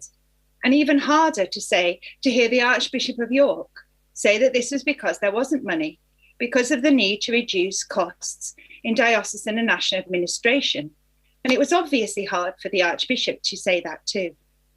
And it's hard because money is the sacrament of seriousness. And yes, the cost of a racial justice officer for each diocese is a little eye-watering, but we spend eye-watering amounts on things that we consider important, safeguarding, for example. And I would suggest that there is some parity when it comes to recognising where we have been wrong, naming toxic cultures, and seeking not to inflict harm. We drew money down because we wanted to be a growing church. But do we also want to be a just one? And is it possible to be one without the other? And so I'm sorry, but it isn't enough to say, in response to lament to action, we will do something, but we think we could work out a way to do it cheaper. Or we're going to do lots of things, but just not this. Or we've heard the recommendations, but we've got a better plan. Or even to promise jam tomorrow. It isn't good enough. Not in a church which has admitted to institutional racism, not after a long history of recommendations being made and then ignored, and not in a church which has committed to listen to the voice of UKME people. And so I'm sorry, you've come to the end of your time, Ruth, so I have to stop you there. Thank you. Move on to Robin Lunn, please, and after Robin Lunn, Carl Hughes. Robin Lunn, Worcester, 433. Thank you, John, for your normal, very informative and detailed report. My intervention is simply a question about a matter that hasn't been mentioned either by yourself or by the previous speakers, and that is what your general view is of the impact, both in the short term but also in the longer term, of inflation on both the church's investments and on obviously our ability to spend money and fund different projects in the ministry of the church. Very interested to hear what discussions and your own views are on the impact of inflation. Thank you. And now we move to Carl Hughes, and then we'll go back to John Spence for comment. Thank you. Thank you, Chair. Carl Hughes, 413 Southwark, and I'm the Deputy Chairman of the Finance Committee. Canon Spence has rightly talked about the financial stress that we're seeing across the whole of the church economy at parish, diocesan and national level. And I just want to suggest that I think there are three key issues that arise from John's presentation. First of all, this is a matter that is an issue for the whole church. And we need to focus our financial resources on what matters. And as we've heard from an earlier speaker, what matters to some obviously varies from what matters to others. And answering that question as to what we're about is almost the hardest issue in sorting out budgeting for the church. And fundamentally, it seems to me that what we are about is continuing our gospel ministry and mission. And this must mean a focus on the front line at parish level. And that does mean that Synod needs to be cautious in pressing for expenditure on many, many other matters across the piece when resources are tight. Secondly, we also need to focus on growth. And I completely agree with what the Bishop of Dover was just saying, that actually, if we focus on growth in bringing people in our communities to faith in Jesus Christ, then teaching them about giving as part of discipleship, that growth in the worshipping communities across the country will go considerably towards resolving the financial difficulties that we face. And finally, we do need to move away from replicating everything we do 42 times across the country, with dioceses which have vastly different financial conditions and levels of historical assets. The number and role of dioceses needs to be radically reconsidered. Nettles need to be grasped in this area through the current transforming effectiveness and governance reviews. A final point, the timing of bringing this budget to Synod is driven by legal requirements, and it's quite clear, as John has outlined, that this is premature this year, as was the case last year, and a revised budget will come to Synod in November. I do think it would be sensible for the Business Committee and others to consider whether this legislative requirement should be changed, so that the budget needs to be considered in the year preceding the budget year, rather than necessarily at the July group of sessions. Thank you. Thank you. I'll go back to John Spence for his comments. And after that, depending on time, there may be opportunity for a few more contributions. I'll reserve judgment on that. But if we do, from then on, there will be 2-minute speech limits. Thank you, Chair, and I do hope we can. I'll try to keep this brief. Robin, as an economist by background, I think all economists are unsure as to how long the inflationary bubble that is going to happen will last. Clearly, if it was to last a long time, it would have a major detrimental impact as it would eat into the distributions from the commissioners. Carl, thank you. I think after the governance review will be the time when the legislative pieces can be looked at. But your intervention gives me the chance to thank you, all members of the Finance Committee, David White and all members of the Finance team for the superb support you give me. So Ruth, back to you. And the concern of General Synod is well heard and was echoed within Archbishop's Council. And it is true that there is a question of affordability. 42 racial justice officers would cost in excess well over £2 million per annum for 5 years. And those funds were not available to us as trustees. We have a fiduciary responsibility. And the recommendations came forward very late in the budgeting process. But actually, the debate was not just about affordability. It raised questions of where are we in other items of diversity? Should we have full-time officers around justice on areas of sexuality or disability, or on other issues like the environment? And were we right to mandate that for the church across 42 independent dioceses? And there was the question of, is one in each place the right answer? Where if we look at the nature of our diocese, the size of our diocese, it is very different. And you've heard Carl talk about replication. We learnt in safeguarding early on that just having somebody safeguarding in each diocese was not necessarily the best model. And that maybe it would be better to look at regional things.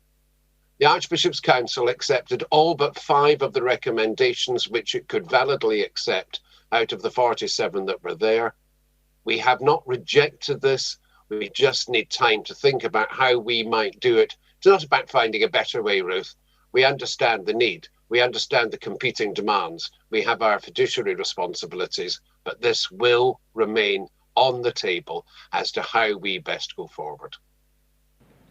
Thank you.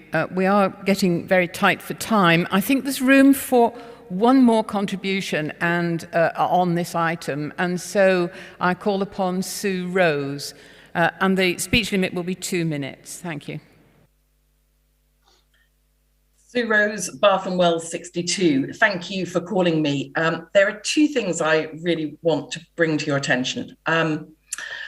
I'm the DDO in my diocese, and therefore you'll be unsurprised that I'm particularly focusing my thoughts on the people who are coming forward for ordained ministry. We're hugely grateful for the support that is given both by dioceses and the National Church for all those who are training for ministry. When RME was introduced, we were assured there'd be sufficient money for all ordinands to access the most appropriate courses for them, even if this meant accessing higher cost pathways than the RME age formula suggested. In Bath and Wells, we sought to honour this, but we now find ourselves having to supplement that block grant with diocesan funds and being told additional funding is no longer available. At the same time, I'm conscious that other dioceses retain ring-fenced block fund surpluses as a result of consistently choosing lower cost pathways for their ordinands.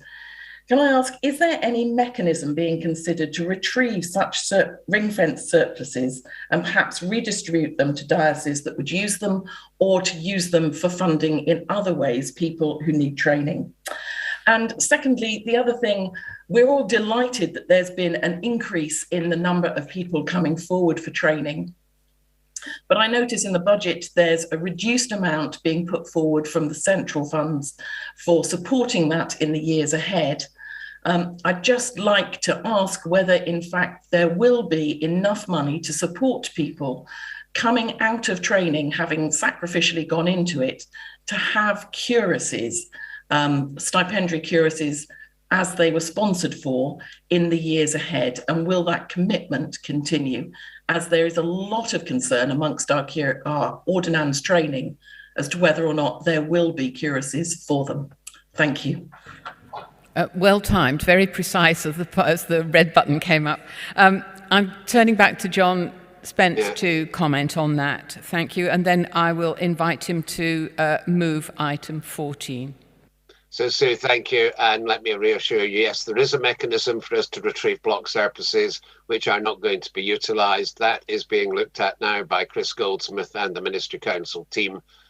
So we would look to rebalance that. And quite clearly, if certain dioceses don't have such surpluses but actually have deficits, Chris can consider how that can be addressed.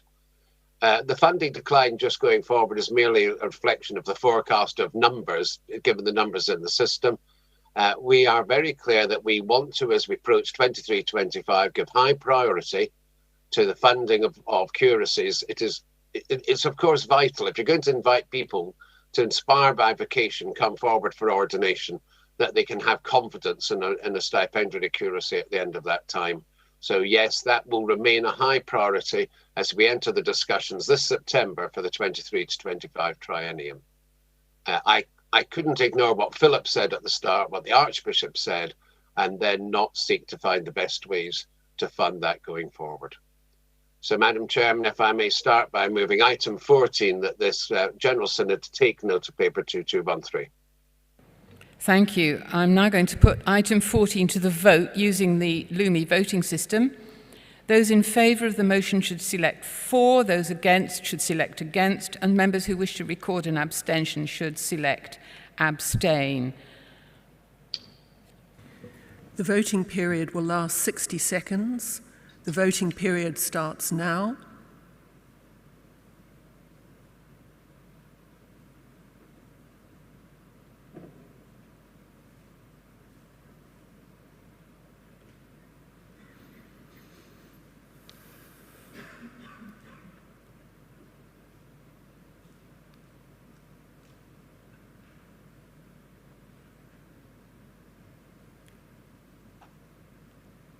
The voting period will end in 30 seconds.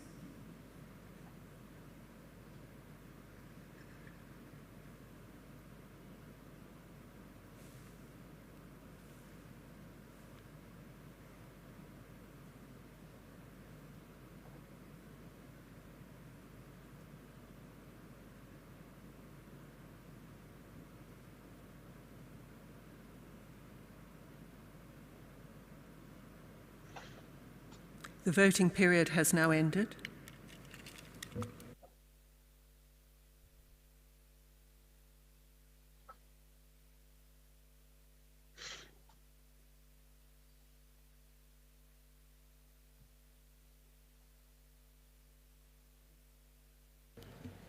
They voted for item 14, 256 in favour, 3 against, and 4 recorded abstentions. So item 14 is carried. Thank you. I now invite John Spence to move item 15. Thank you, Chair. I move item 15, the budgeted expenditure of the Archbishop's Council as set out in your order paper. This item is now open for debate. Speeches remain limited at 2 minutes, I think. I see on my screen here quite a number of people who want to speak throughout this session, so we will keep the limit at 2 minutes throughout. And so I begin by calling upon... it's disappeared off the screen now. best laid plans. Brunel James, followed by Tim Hind.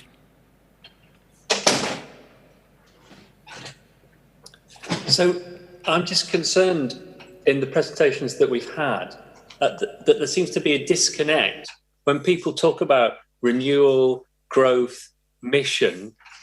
They don't understand that being an inclusive church where all ethnic groups, all global majority people feel welcomed and affirmed is absolutely core and strategic. There's a massive opportunity for us. We've got to get outside our self-created, cozy circle of serving posh white people and serve the whole country. And I think England, the football team, are putting us to shame. English football is famously racist, but the England management under Gareth Southgate have challenged that culture, and they've created a new united group of players who are absolutely world class. And loads of those players are Windrush grandchildren. Raheem Sterling was born in Kingston, Jamaica. So why isn't the church doing the same thing? Why aren't we world class with a true multicultural, talented team at the top? We've missed that opportunity. 45 years ago, Faith in the City said what we needed to do, and we didn't do it, and we haven't done it, and we haven't done it, and we haven't done it, and we urgently need to do it. So when is the church going to wake up to the opportunity that we've missed and keep all missing? When are we going to be a church not just for posh white people, but for the whole nation? So a new non-racist England is winning on the football field, but it's not visible in the life of the church, and it needs to be urgently. Thank you. I call upon Tim Hind, and after Tim Hind, Sarah Schofield, and then we will go back to John for comment, because we will have had 3 interventions at that stage. Thank you, Chair. Tim Hind, 247 Bath and Wells. I'm not standing for Synod next time, and I will miss the John Spence show. So thank you, John, for all that you've done over the years. And you won't be surprised to hear what I'm about to say. I'm more than happy for our church to give a grant to the mission agencies to support their work. I've always been very supportive of the mission agencies themselves. However, I do have a particular concern over the way that it is labelled as being for mission agency pension contributions. Pension contributions should be paid for by the responsible employer. And I have argued that rather than doing this as we do, we should have a fixed amount of, say, around about £500,000 to be included in the grants budget. It was separated out as vote for by an historic mistake without a green paper supporting to show the financial implications to General Synod. So this is a thorn in the side of the way that we do things. As I won't be standing for Synod next time, this is my last opportunity to make a plea for this change. I've been told on every other occasion that I've asked for this, that it would be looked at. And I don't want this historic issue to be forgotten and left unresolved. Thank you. Thank you, Tim. And we move now for the third in this batch to Sarah Schofield, please.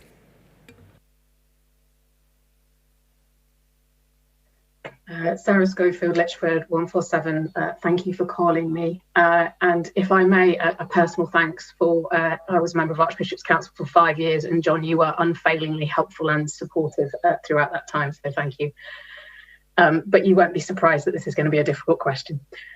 Given that good staff retention is part of good stewardship, retaining experience and avoiding expensive recruitment, when female and BAME staff resign from national church roles, as a number of senior officers have in the last few years, do interview exits happen, and do they consider whether gender, ethnicity or other characteristics, protected characteristics, were a factor in the departure of these female staff? Thank you.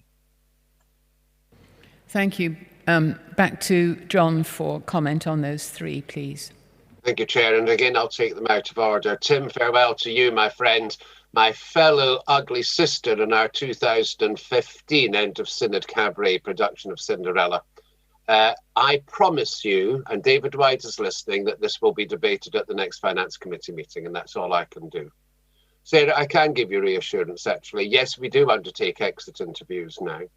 What's more, all the trustees sitting on the Joint Employment and Common Service Board and the Board of Checks Limited have recently undertaken a wonderful piece of training in unconscious bias and how we can ensure that things that might come across as bias from those who are listening are not on our lips, in our actions, or in any ways.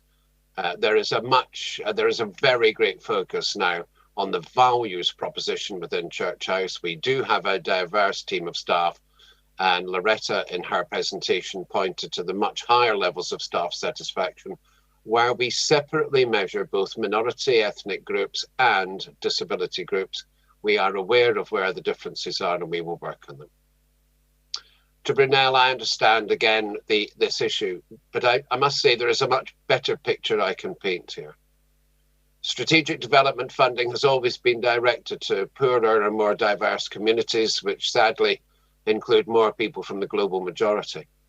And we have already, in the light of the racial report, amended the guidelines for future strategic development grants, not just to be focused on poverty, on young people and on urban, but also to take into account the degree to which they are reaching minority ethnic groups. And I know that that will be repeated when the longed-for diocesan strategies come forward. A poorer, humbler, bolder church has to be bold in the areas of greatest need, and all the areas I've discussed just there. The youth, the poverty, the urbanity where there's lower levels of priesthood, and the racial mix will all be characteristics in that place. Thank you. I think there's time for one or perhaps two more questions. So I call upon Luke Miller and, if time permits, Stuart Fife, but I will confirm that as we go along. 162, Luke Miller, London. Thank you very much indeed for calling me. To take the opportunity to thank parishes in my archdeaconry for digging very deeply into their reserves over the last year. I think the question I would like to ask is around the model that it is that congregational giving sustains the church. I think that this is a pot of gold at the end of a rainbow we never reach. The reason for that is that, as the Bishop of Dover has said, discipleship lags, and therefore people give a little later than they start coming. Increased numbers mean increased costs. 1,000 new churches. How many more archdeacons are we going to need to look after that? Maybe only one, but we're going to need quite a lot of safeguarding and other investment. And then thirdly, the dependence on the middle class is what flows from that, and it decreases our diversity because we depend on those communities which are able to give and have resources to do so. So to increase our diversity and increase the size of our churches, it seems to me that we need to take steps for re-endowment of the local churches, trading, property, investment, such that they have an income which enables them to be able then to do their work of evangelism and mission. We do need grants that will cause growth, and don't get me wrong, we need more churches, we need more church planting, and we need a diverse economy and ecology. But we need to endow all of our forms of church, such as that when you get out of bed in the morning, your basic costs have already been covered. And that will then give you the resource that you have from your giving, and it's much better and much more interesting for people to want to give to something they can see. And so please give me your money so that I can go out and evangelize. I think that this will, far from encouraging complacency and indolence, be a spark for growth for our local churches. And I hope very much that we can move to a model of endowment rather than simply chasing after a pot of gold at the end of a rainbow we never reach. Thank you. There's a considerable complexity in that comment, so I think we will go back to John Spence, and then we will consider moving on to the next stage of voting. Thank you. Well, thank you. And Luke, it's not either or, is it? Hunting for the pot of gold, we've known for many years we're actually getting further and further away from it, as those who are committed to regular giving have grown older in age and declined in number. And if you remember presentations from the past I have made, we've seen how that was flattening and had begun to decline even before COVID. So that model has been unraveling over time. All the increased costs of complexity of management in today's world, quite apart from safeguarding all the other standards that are required, make the whole cost of management far greater than it used to be. So yes, we need to be one church, actually. We need to be a whole church understanding how we best use all the resources of the whole church. I know the church commissioners would agree with saying to me, there are no church commissioners' funds. There are church commissioners' responsibilities. The funds they manage so brilliantly are the funds of the whole church. And as we enter the 23-25 triennium, we must work out how we best deploy those so that we can indeed empower everyone. But equally, it's not either or. The giving strategy has to be the piece. I only need to look at the disparities of average giving across parishes and dioceses which have no relationship to the amount of poverty in that community to tell me that there is an enormous opportunity to inspire generosity between those who are already committed worshippers in this church so that we can indeed fund, emblazon the evangelism of this country. Thank you. I'm now going to put item 15 to the vote using the Lumi voting system. Those in favour of the motion should select for, those against should select against, and members who wish to record an abstention should select abstain. The voting period will last 60 seconds. The voting period starts now.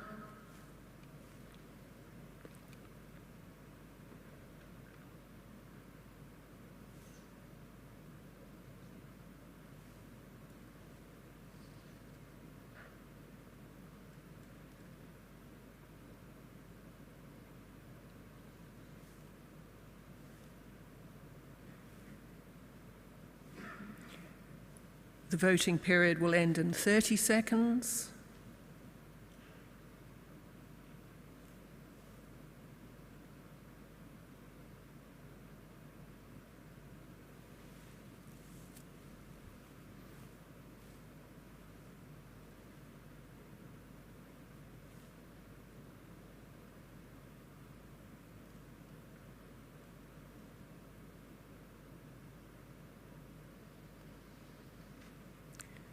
The voting period has now ended.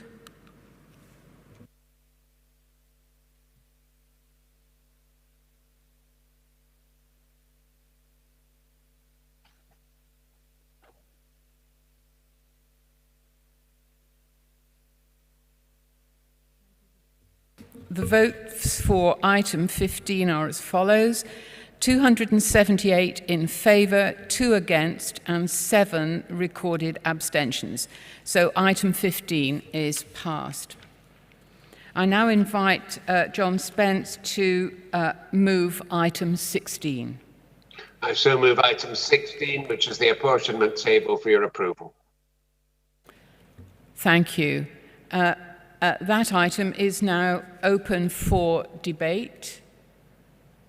But actually, I see no yellow hands or hands of any other colour coming up on the screen.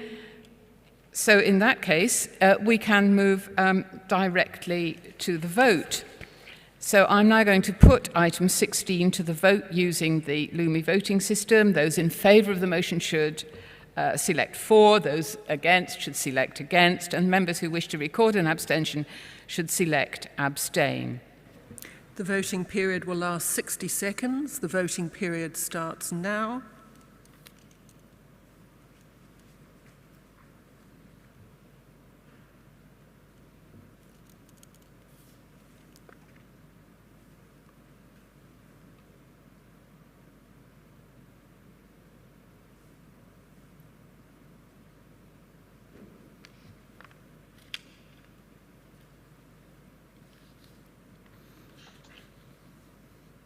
The voting period will end in 30 seconds.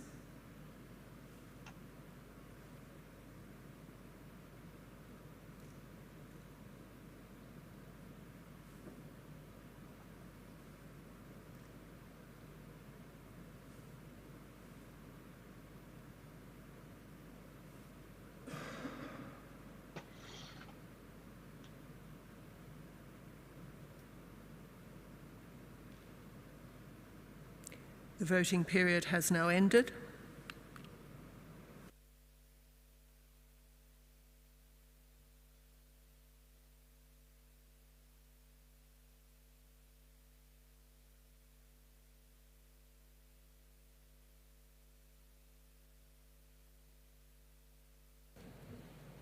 The voting for item 16 is as follows: 277 in favour, 3 against and 5 recorded abstentions. So item 16 is passed.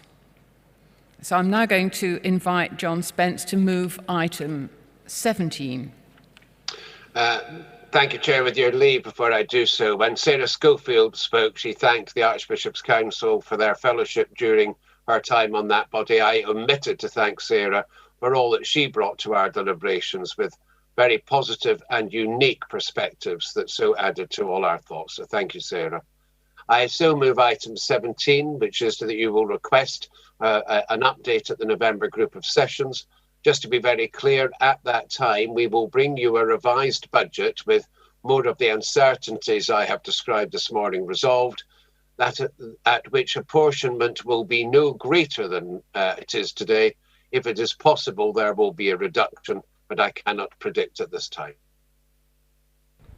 Thank you. Item 17 is now open for debate, and I see that Gavin Oldham has his hand raised, so I invite him to speak. Thank you. Gavin Oldham, Oxford 378. In February 2017, the Synod passed a motion confirming that matters which are purely administrative are no longer subject to the principle of subsidiarity.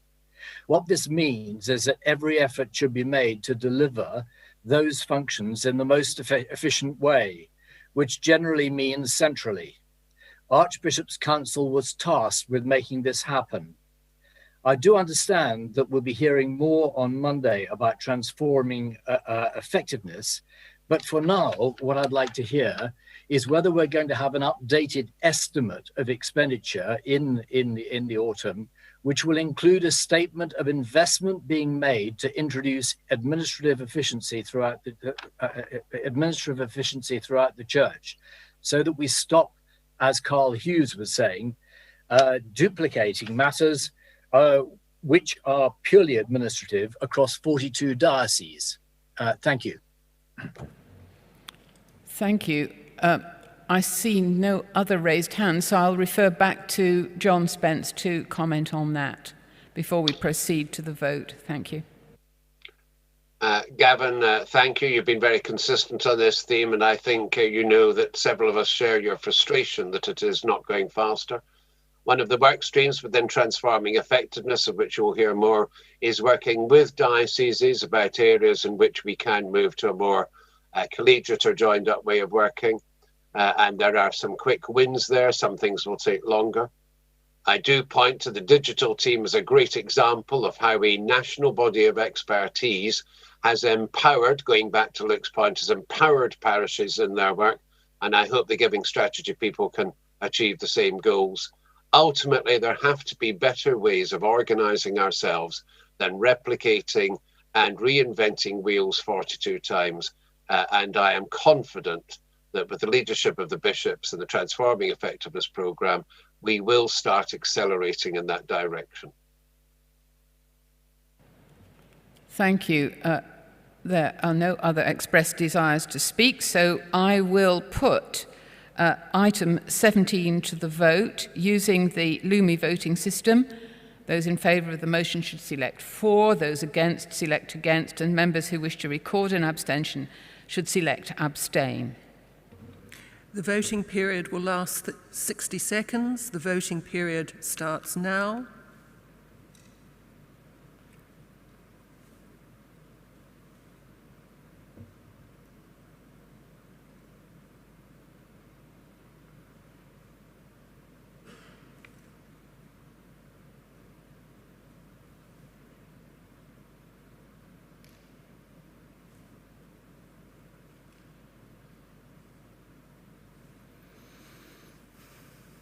The voting period will end in 30 seconds.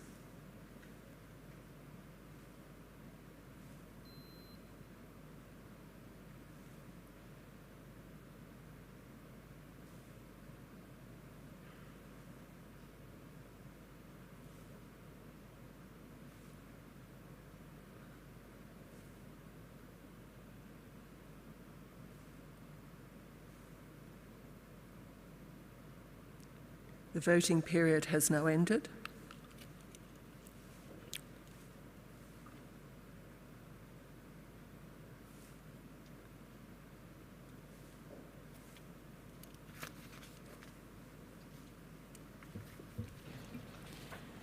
The voting on item 17 is as follows. In favour, 294. Against, 0. Recorded abstentions, 1. So item 17 is carried.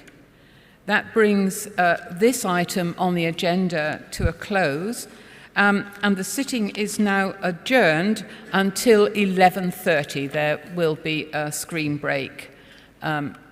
Beautifully timed for mid-morning coffee, of course. So we will see everyone back in action at 11:30. Thank you very much.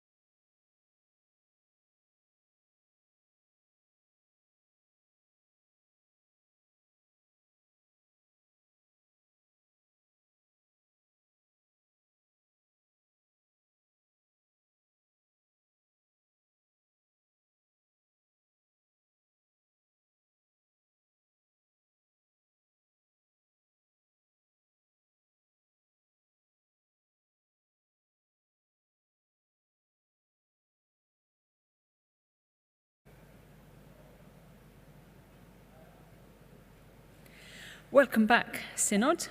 We are now at item 18 on the agenda, the General Synod elections seat allocations.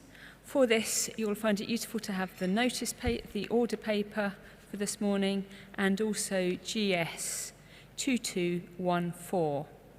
I now call on Canon Robert Hammond to speak and to move item 18.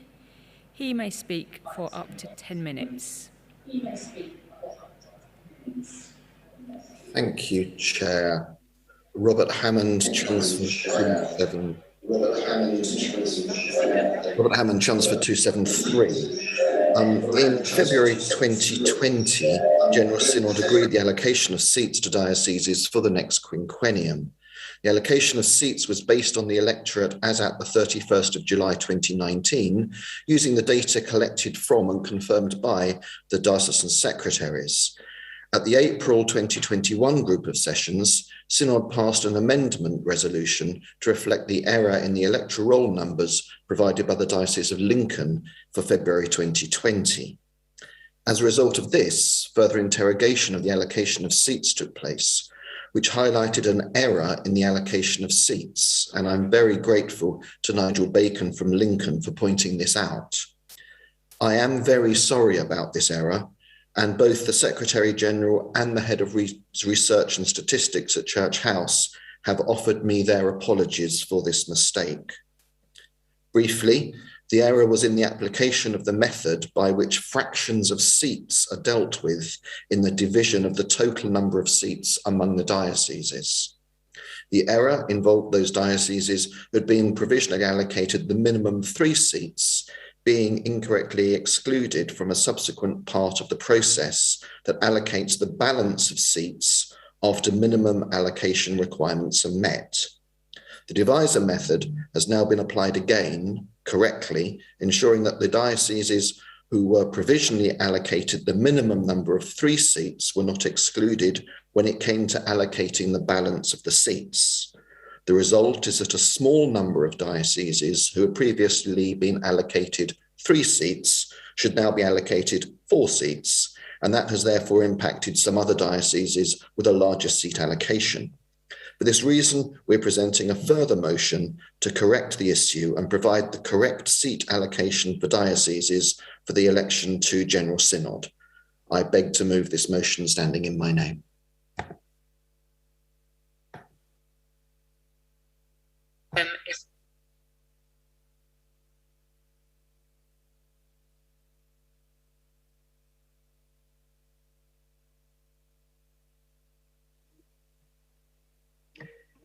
Thank you, Madam Chair.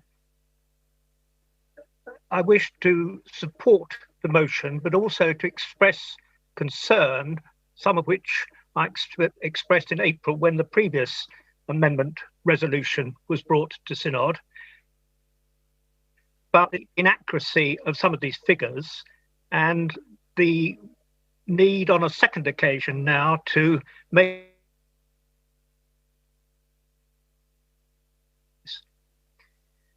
part of the problem, I think, is the complexity of the formula which is used to ensure fair allocation across all 42 dioceses. It may be that that needs to be looked at to see whether it is still fit for purpose, but the fundamental point surely is that we do perhaps need to have some external check or third-party check on the calculations once all the data has been input from dioceses. So there are 2 points I would like to make and suggest to Robert Hammond that the elections review group, which will be, of course, re-established for the new quinquennium by the new business committee, should be looking at. The first of these is to look again at how to ensure that the figures which are returned by each diocese for electoral roll numbers are accurate. And that, of course, goes back to the question of whether individual parishes in each diocese return, as they're required to do under the church representation rules, their annual electoral roll numbers. And of course, the vital number is that in the year before the quinquennial election, because it's those numbers that the calculation of seat allocation is based upon. So that's the first point. And the second point is this. Were dioceses in fact asked to confirm their electoral roll numbers before the April debate? We had a correction, of course, from Lincoln, which threw up the issue of a over-allocation of lay seats to that diocese.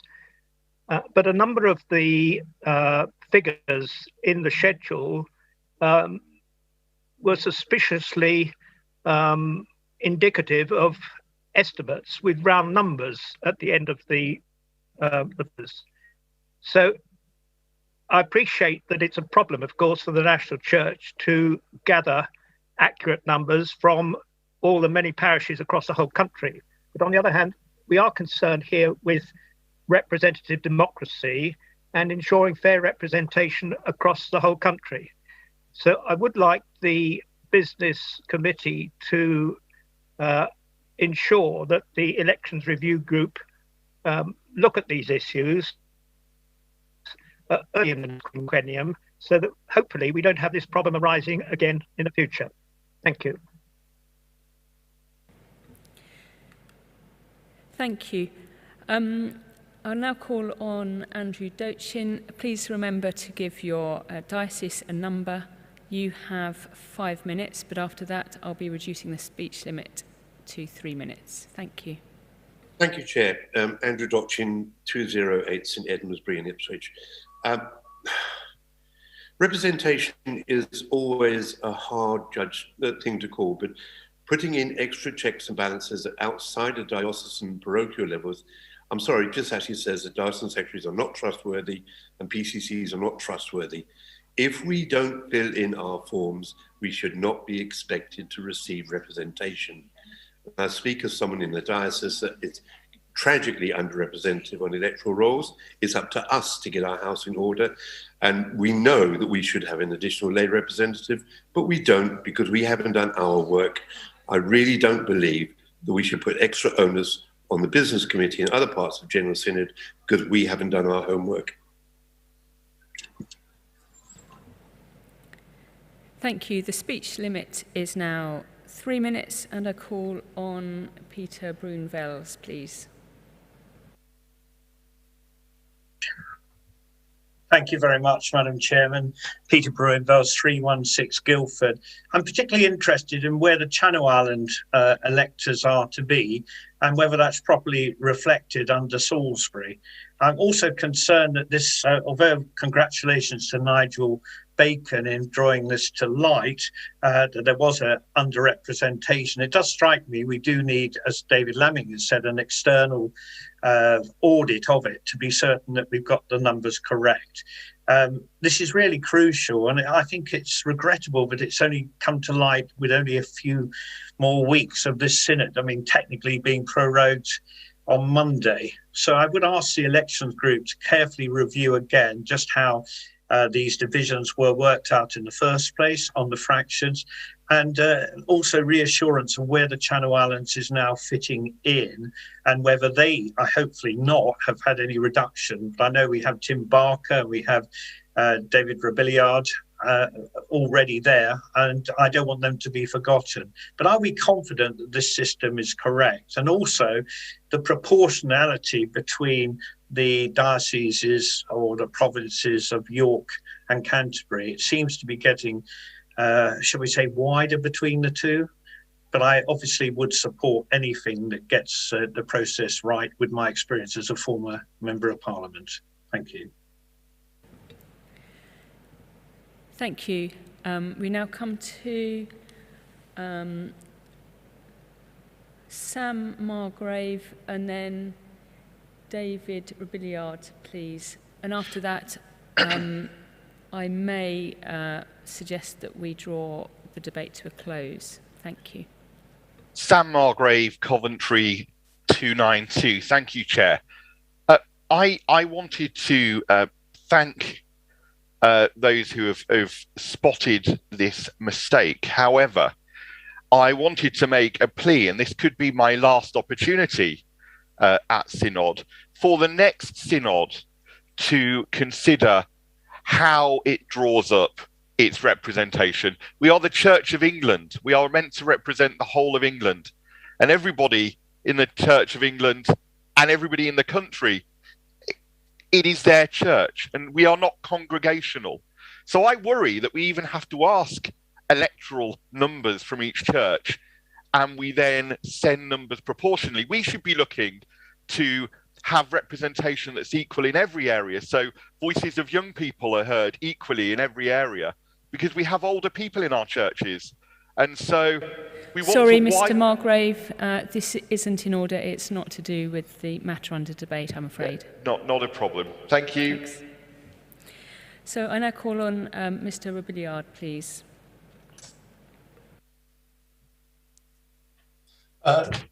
David Robilliard, 430 Guernsey. Really, just to answer Canon Brunevel's point, the Channel Islands don't count within the figures of any diocese. The two lay representatives from Guernsey and Jersey, one from each island, form special constituencies, and as do the deans. One of the island deans has a seat, but we don't form part of any diocesan figures. Thank you. Thank you. I see no one else indicating they wish to speak, so I now call on Mr. Hammond to reply, please. He has up to 5 minutes. Thank you, Chair. Thank you for those comments and questions. Very briefly, David Lamming, your internet was breaking up a couple of times, but I think I got everything that you said. I think the key thing is that the Elections Review Group will look at all of those points that you made. And I think that is for the Elections Review Group to deal with that. Andrew Dochin, thank you. I think I agree. Peter Brunivels, again, the Electoral Review Group will look at some of those issues. You make some interesting points about overall representation that I think are sort of slightly outside the scope of this. And David Robilliard, thank you for covering the Channel Islands point that Canon Brunibels made. And I think that's covered in the footnote, actually footnote 3 on page 9 of GS 2214 as well. And Sam, as ever, you make some really interesting points about representation. And that's an ongoing discussion, as you know. Thank you, Chair. Thank you. I am now going to put item 18 to the vote using the Lumai voting system. Those in favour of the motion should select for, those against should select against, and members who wish to record an abstention should select abstain.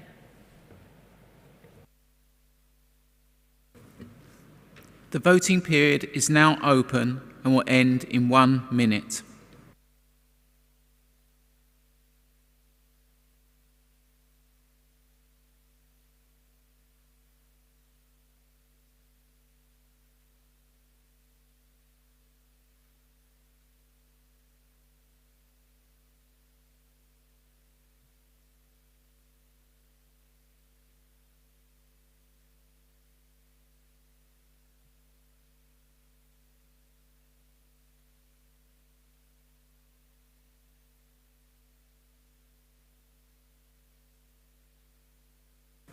The voting period will end in 30 seconds.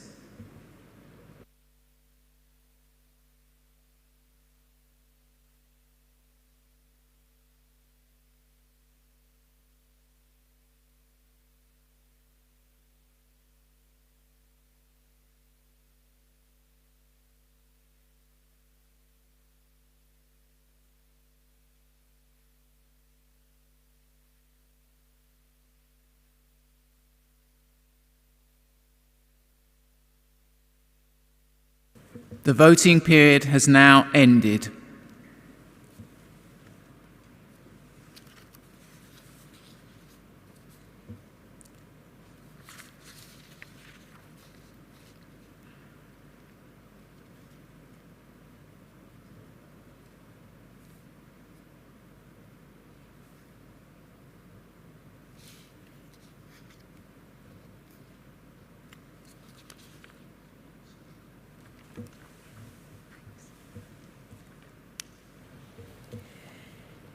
There voted in favour 265. There were 2 votes against, and there were 8 recorded abstentions. Item 18 is carried, and that ends this item of business, and we move straight on to item 19, which is safeguarding. Thank you.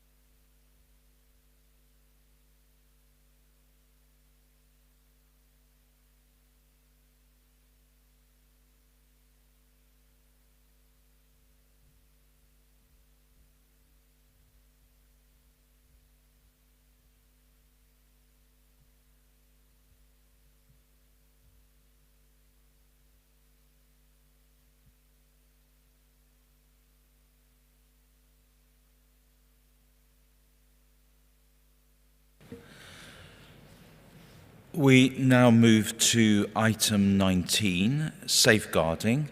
Members will need GS 2215 for this item, and I invite the Bishop of Huddersfield to give his presentation.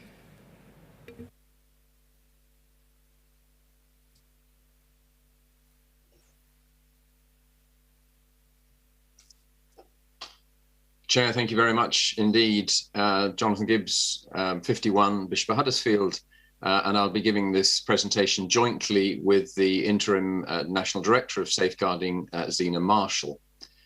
You'll have a PowerPoint presentation coming up on the screen, and also we're following GS 2215.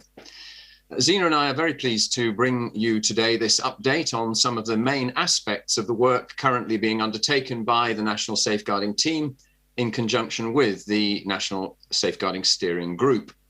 This is a relatively brief report, partly because much of what is happening was already covered in our report to the April group of sessions in GS 2204.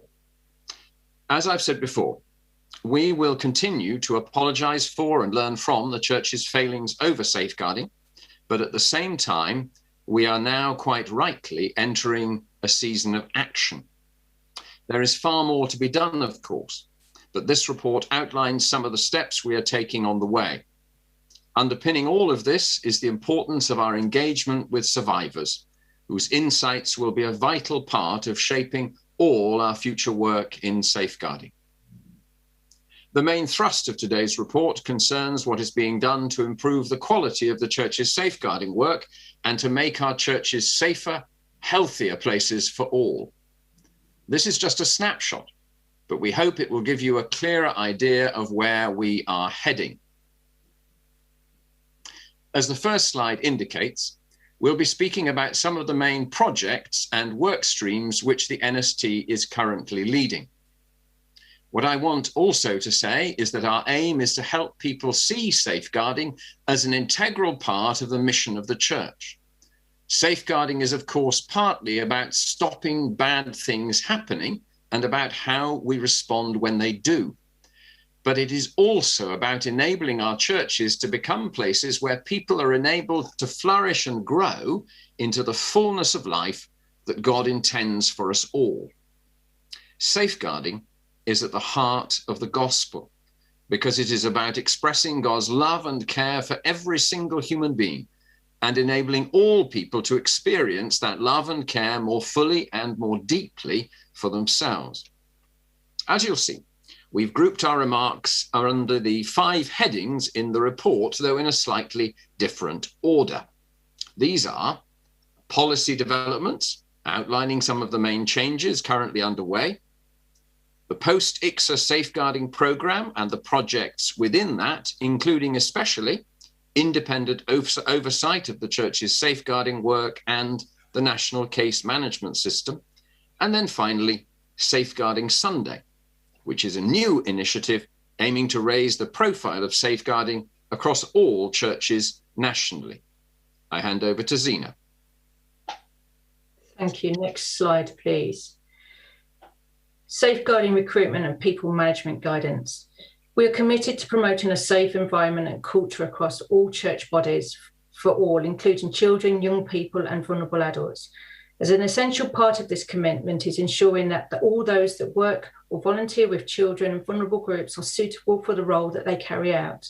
We know many places are already doing much of what is required, and this guidance aims to make it as simple as possible for everyone to understand expectations and apply them in their environment. By doing so, creates and maintains a safe and supporting environment that inspires trust, enabling individuals to thrive and grow and have the best experience of Christian life through the work of the church. In order to help church bodies implement this new guidance, a supportive implementation plan is in place, which includes a new e-manual, practical assessment tools, workshop sessions, drop-ins for HR and safeguarding staff, Microsoft Team forums, and an online training pathway, which will be launched next week. This will all lead into the next 5 months to be implemented in January next year. Next slide, please. Lots of work has been done on these 3 policies, including wide consultations with victims and survivors, dioceses and cathedrals. All 3 of these new policies will be presented to the National Safeguarding Steering Group by November for approval. Implementation plans will also be developed, like the Safeguarding Recruitment Policy, to support dioceses and parishes to implement these policies and changes. Next slide, please. Responding to assessing and managing allegations against church officers' policies, undertaking large-scale revision. This policy will draw clear distinctions between allegations of direct abuse and allegations where there have been failures to follow safeguarding practice. These 2 clear pathways will look quite different and address different sets of issues.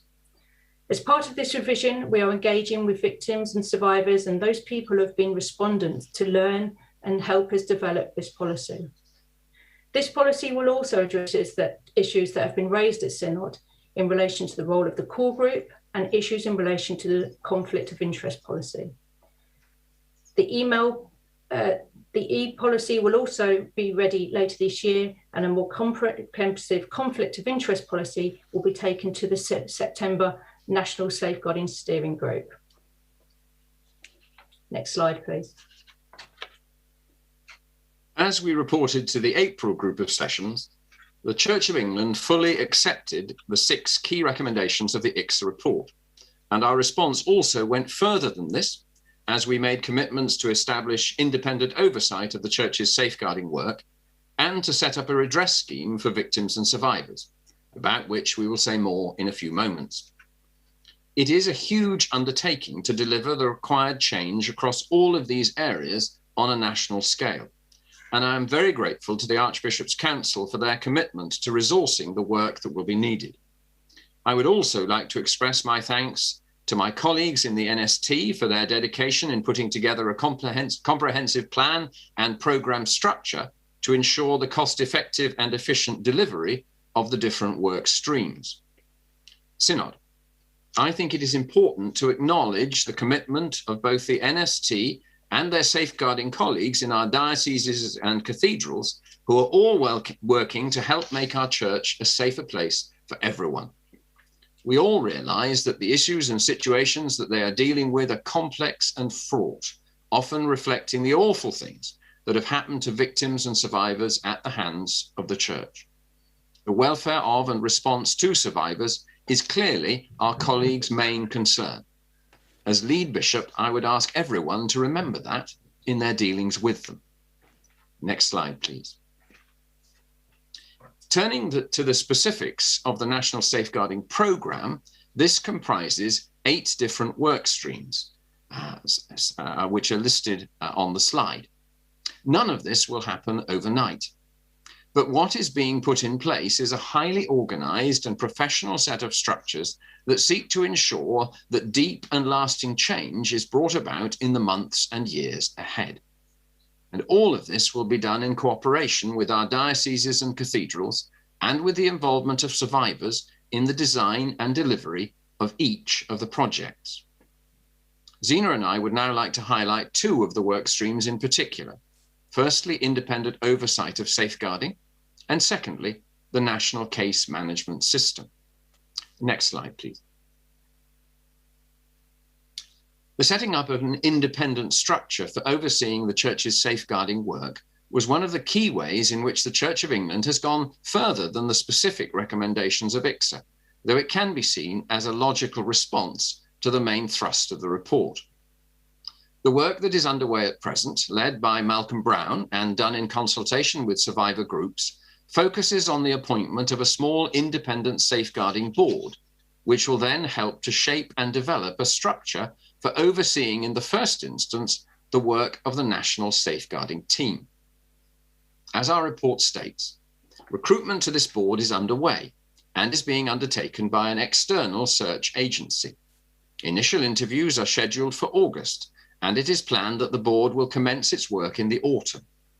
We cannot say much more than that at present, because it will be largely for the board to determine how it will proceed. It is, after all, independent. But the principle is clear: to ensure independent oversight and accountability for the Church's national safeguarding work. Next slide, please, and back to Zena. Thank you. The much-awaited National Casework Management System will deliver a casework management system to cover all dioceses, cathedrals, and the National Safeguarding Team. The new system will support effective safeguarding practice, facilitate smoother information sharing between the churches, and provide a strategic overview of types and number of cases. Earlier this year, we undertook a competitive procurement process and selected a recommended supplier for the system. This recommendation was approved by the Archbishop's Council in May, along with the project budget. Contract negotiations with the preferred supplier are now well underway, with a phased rollout expected to be on schedule for autumn of this year. Next slide, please. Finally, we'd like to draw Synod's attention to Safeguarding Sunday, to be held on the 10th of October. This is an initiative launched some time ago now by the independent safeguarding charity 318, which we are very pleased to support and to join in with in a more proactive way this year. A whole range of excellent resources will be available both via 318 and on the Church of England website. And we hope that as many churches as possible of all denominations will take part in one way or another. This is an opportunity to bring safeguarding into the heart of the Church's life, in the kind of way to which I was referring at the start of this presentation. As I said earlier, safeguarding is not something peripheral to the life of the Church. It is at the heart of the gospel, because it is about God's love and care for every single human being, and especially for the weak and vulnerable. Safeguarding Sunday is an opportunity for every church to reaffirm its commitment to being a place of safety and of human flourishing, where every single person can be enabled to experience the loving care of God and the overflowing grace and compassion of Jesus Christ. Synod, safeguarding is about people coming to share the abundant life that Jesus came to bring. That is the heartfelt desire that underpins everything that our colleagues in the NST are doing, as I know it is the desire also of those who work in our diocesan and cathedral safeguarding teams and in countless parishes up and down the land. Synod, we're delighted to have the chance to bring this presentation to you today, and we look forward to working with you to see all of this through and to turn these plans into reality. Thank you. Thank you, Bishop Jonathan and Zena, for that. We now have the opportunity to ask some questions, and the clue is in the title there, so I'll be looking for questions, please, from you. We're going to take them in groups of 3. and we'll begin with Martin Sewell, Peter Adams and Pat Hawkins.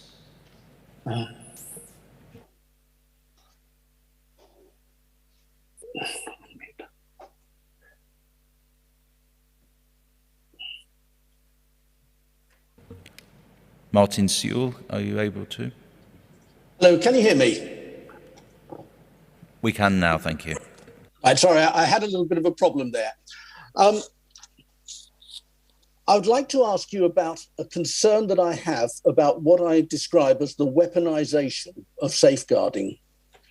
I have at the moment 5 clergy who are in touch with me who are in difficulty because they took safeguarding seriously. I know of an email where it was said, if he carries on like this, he will make us all miserable. Now, when safeguarding is being misrepresented in that sort of way, we really do have a serious problem. And safeguarding is not only about doing justice for the victims, of whom I'm a passionate supporter, but also the clergy. All clergy are just one allegation away from a nightmare. And I'm still hearing a case, which, if I can quote it, where an email has gone out that says, our role is not to seek the truth, but to believe the victim. Now, whereas I know that when we get to the top of this, when we get to the designated officer and to the president and the deputy president, we get dealt with very well. Our cases are superbly dealt with. But lower down the food chain, there is still serious failure and serious conceptual difficulty. And I just wonder what you can do about that, particularly in the core group situation, because safeguarding is about vulnerable people. It's not people who self-identify as vulnerable. It's about people who are vulnerable, children and people who've got a real vulnerability. And if people say, I am a vulnerable person, therefore you must deal with me on that basis, they're not a vulnerable person. They are a trap for clergy. And I'm really worried about making sure that you get these conceptualizations of what safeguarding really is. Thank you. Thank you very much. We've got the question, I think. If we can now move on to Peter Adams. Peter Adams, 392 St Albans. Thank you very much, Bishop Jonathan, for your report, and thanks to the team for the ongoing progress. I do note that one of the significant criticisms that ICSA made was in regard to our communication, and especially what they term reputation management. I note in the document that guides response to safeguarding, published in 2017, the inclusion of a national or diocesan communication officer in the core group managing the case. This is fully understandable and totally necessary. And one assumes such people are, whether they are diocesan employees or other, are totally online, on message and so on. However, it's become clear that in some of our safeguarding cases, external agencies, particularly PR companies, are being used by dioceses on such cases.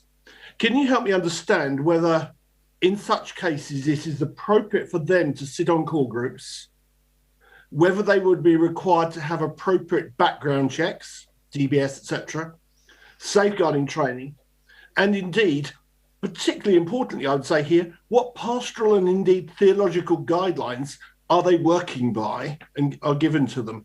Thank you. Thank you, Peter, and Pat Hawkins.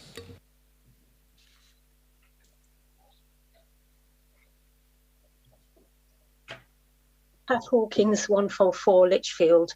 I speak as somebody who is totally convinced of the need for this at every level, and would like to start by expressing my thanks to those of you who are working so hard. I also speak as a parish priest who finds it easy to feel overwhelmed by keeping up to date with all the very necessary changes that are being rolled out. And so mine really is perhaps more of a plea rather than a question, and it's very pragmatic, that as things change, we can work at ways of flagging up for hard-pressed clergy, what is changing? And perhaps a model might be the coronavirus guidance that's been on the Church of England website, where it's been very easy to see this is what has changed from what you were working at. So really a plea as things are rolled out to help us navigate our way through the changes. Thanks, Pat. Over to you, Bishop Jonathan. Thank you very much indeed, and thank you for those three questions. Martin, I'll respond first. Zena may well wish to come in with some specific comments as well. The point you have raised about the impact of safeguarding proceedings on individuals, both respondents as well as victims and survivors, is a crucially important one. Zena has made reference to that already in the presentation on the slide relating to responding to, assessing and managing allegations against church officers. And she may well wish to say a little bit more about that in a moment or two. What I think the general point I would want to make is that we are, whether it's with regard to individual cases or indeed to guard with regard to different classes and groups of people, we're very well aware that there is a risk that people will want to use safeguarding to further their particular cause. And I can assure you that the National Safeguarding Team and all of my colleagues have no desire to be part of any kind of mission creep in that kind of way. So when it comes to working through different issues from different groups of people, we're working with a number of groups at the moment to be very clear about when is something safeguarding and when isn't it. And that's really, really important. Peter, with regard to your question also with regard to core groups, again, further specific guidance on the operation of core groups is in preparation at the moment. And Zena may well say a word or two about how that's going to be coming back to the NSSG with regard to who should be involved in core groups, clarifications over things like conflict of interest, clarifications over on what basis people are there and what kind of guidance they operate under when they are there. And Pat, thank you very much indeed for your question. We're very conscious of the pressure under which parish clergy are operating at the moment, as indeed our diocesan colleagues. It's a huge time of change in the life of our church, and in particular in the whole area of safeguarding. I do hear what you're saying. I know that my colleagues put out a regular newsletter about the ongoing work of the National Safeguarding Team, but your point is well made, and everything that we can do to work with diocesan colleagues and through them also with parish colleagues to help flag up what's coming it is really helpful. And we're certainly trying to do that also on the level of change that affects dioceses at the moment. So some people have an idea of what the work plan is over the next year or two. Zena, I don't know if you want to come in on any of those specific points as well. Yeah, I'll just pick up on a couple of points. Thank you for those questions. A question raised, Martin, in relation to vulnerability. The new Safeguarding Children, Young Person and Vulnerable Adults policy will clarify some further detail of what vulnerability definition. I've got a thumbs up, that's really good. Peter, your question about communication. Yes, comms officers do attend core groups, but they are not a decision-making person on the core group. They're there for a specific reason, and there are national comms guidelines that they adhere to. Pat, really good point, and this is where we're really conscious about when we bring in new policies, like I've explained around the new safer recruitment policy, that we give you a long lead time in terms of being able to manage and implement the policy, and give you the tools to be able to do like that. So what workshops, drop-ins, and give you the support that you need to implement the policy. So yeah, really good question. We're very conscious to give you the support that is required. Thank you. The next three questions, please, from Rachel Mann, Bishop Julian Henderson, and Josiel Monroe. Rachel. Thank you, Chair. Rachel Mann, 172 Manchester. Thank you, Bishop Jonathan and Zena, for an excellent presentation. Bishop Jonathan, you rightly speak of safeguarding as being, in the richest sense, about human flourishing in the body of Christ. Many LGBT plus people have had bruising and shattering experiences in the body of Christ. As we travel forward, how will the National Safeguarding Team play its part in integrating appropriate learning from LLF into the life of the church? Thank you. Bishop Julian.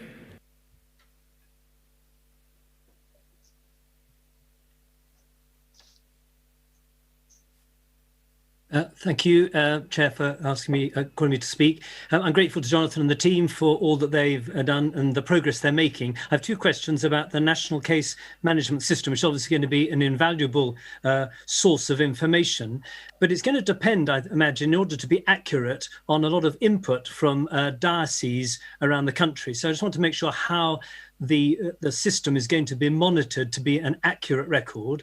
And secondly, how is it going to synchronize with existing diocesan systems and databases? Thank you. And Josiel Monroe.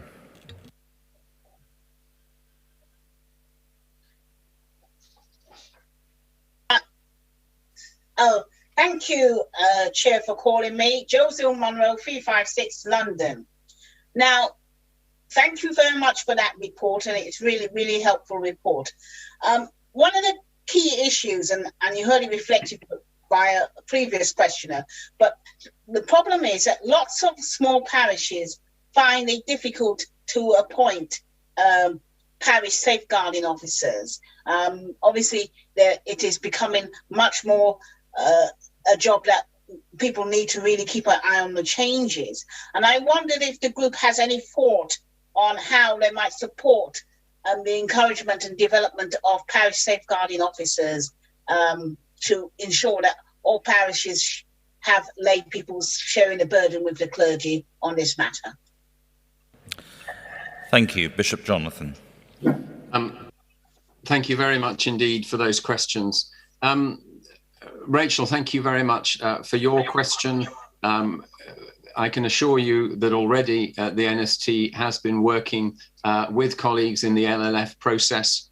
There's a huge amount of learning there. We are aware very much of the particular challenges and vulnerabilities faced by members of the LGBTI communities.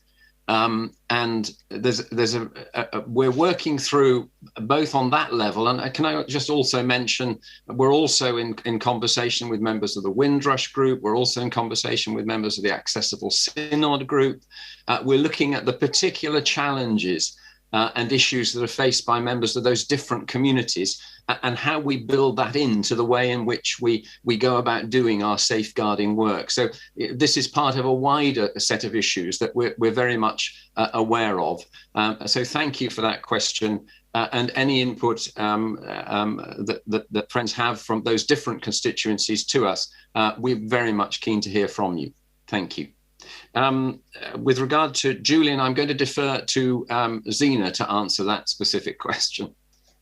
Thanks, Bishop Julian. There has been lots of input on this project from dioceses and cathedrals in terms of what is actually required and what is going to be useful in terms of the data that we record and collect and how we share that.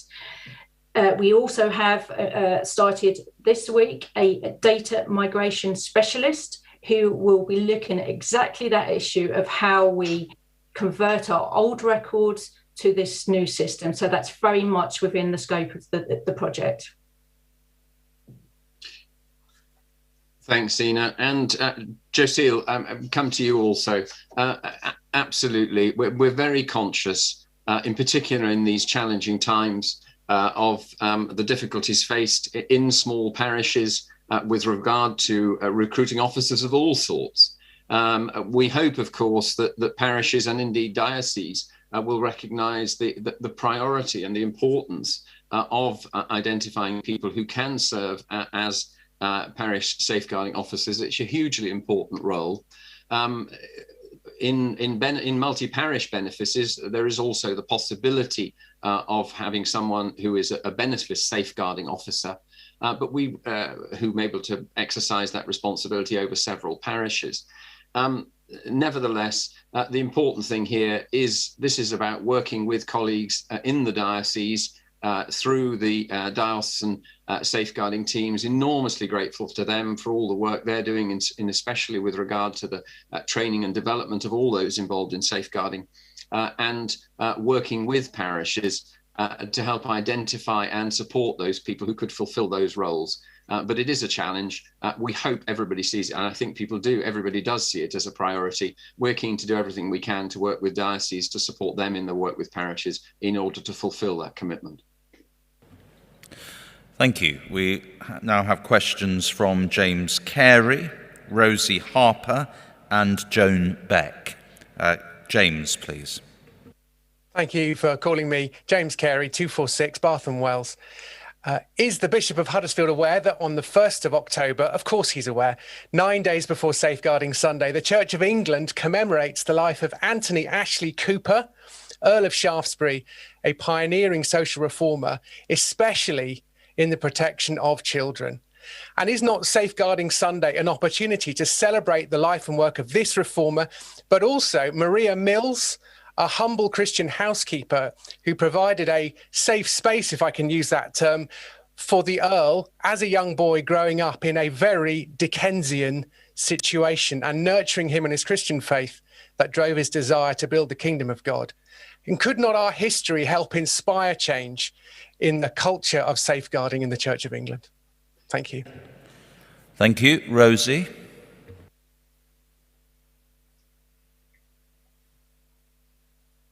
Thank you. Rosie Harper, Oxford 190. Thank you, Bishop Jonathan, very much for that presentation. Gosh, there's a shed load of work going on. Zena alluded very briefly to work being done on the matter of conflict of interest. And I'm wondering whether you could be a little bit more explicit, particularly in the areas of insurance, which I know survivors, I'm sure you know as well, survivors are very concerned about. And also in the area of ecclesiastical lawyers, of whom there are a very small number who seem to be working quite often in a very sort of closely associated way. There definitely seems to be serious conflict of interest matters going on in the obscene hounding of the Dean of Christ Church, Oxford. And I think this is a matter that is of very great relevance today. Thank you. And Joan. Yes, thank you, Chair, for calling me. Joan Beck, 417 Sutherland, Nottingham. I heard Zena say that the NST was going to do some work on vulnerability, particularly around vulnerable adults, and a suitable definition in a church context rather than the legal definition, which isn't necessarily applicable to church. I just wondered if the NST at the same time could give some thought to some guidance for churches and parish safeguarding officers in relation to capacity and the overlapping overlaps between capacity and vulnerability. Thank you. Thank you, Bishop Jonathan. Thank you very much. Thank you for those questions. James, thank you for that plug, both for Safeguarding Sunday and for two great heroes of the Anglican church history, the Earl of Shaftesbury and Maria Mills. I'm sure many people will want to indeed rejoice in their legacy and heritage. And if that is part of what's done to promote safeguarding on Safeguarding Sunday and in that season, I would be delighted. Rosie, thank you for your question with regard to conflict of interest. We've indicated, and Zena may be able to say a little bit more about the specifics, but work is going on with regard to a detailed conflict of interest policy. a more detailed conflict of interest policy, and the proposal is to bring a specific paper back to the NSSG this autumn. I cannot, of course, comment on specific cases. That's always the case. But we recognise the importance of these issues. We're very well aware of how much concern there has been, and those issues are very much on our horizon, on our radar. Joan, thank you very much for your question with regard to vulnerability and capacity. That's something I share from my own personal experience. My father, when he in his latter years experienced dementia, there were all sorts of challenges with regard to capacity. I recognise those. That's a specific issue within the area of vulnerability. The issue we're facing, colleagues will be aware of this, is that in the statutory guidance that the Church has, we use the language of vulnerable adults. The statutory guidance in the statutory sector is more in terms of adults at risk, and it is a matter of working through those different things. But it's a very important issue, and no doubt will increasingly be important as we face challenges over mental capacity and vulnerability. Zena, anything you want to add in particular? Just to add that in terms of Rosie's question, in terms of national safeguarding core groups, conflict of interest is discussed at the beginning of every single core group, and conflicts are recorded, and if appropriate, the person is asked to leave the core group. So that is absolutely happening within the national safeguarding team. Thank you. Thank you. Our next three questions from Jane Ozanne, Brunel James and Mike Smith.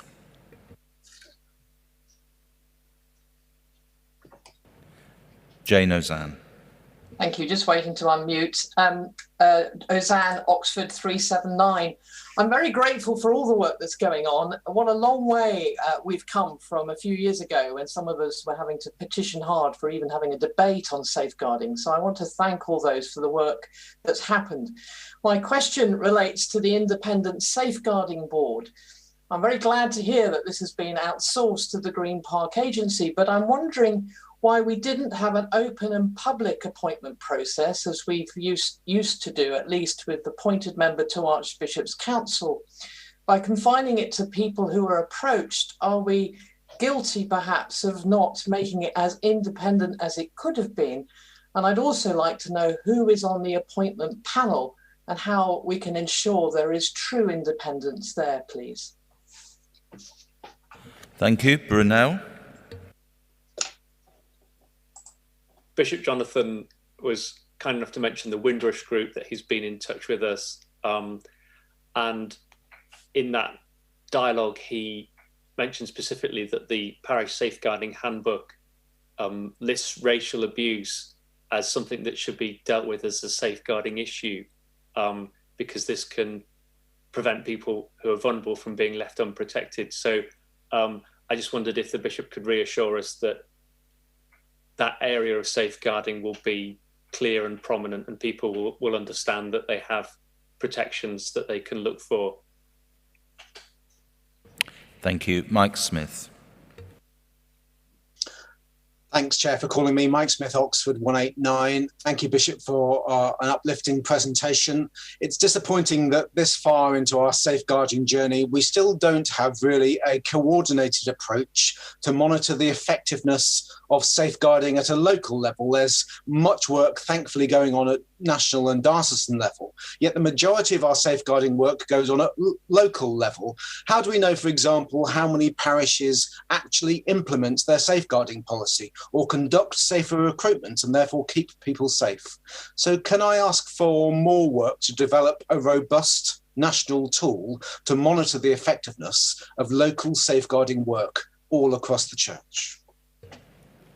Thank you, Bishop Jonathan. Thank you very much. Just scribbling rapidly. Thank you very much indeed for those questions. Jane, with regard to the appointment process, I think I'll ask Zena a moment to speak a bit more about the specifics of that. I can tell you I'm not involved, and no bishops are involved in the appointment process. That was a decision that was taken. It's very important that it wasn't seen that we had a steering hand on the tiller. But I'll ask Zena to comment on that. Zena, could you say a little bit more about the board? I don't know how much we can say about that, and you can say about that, please.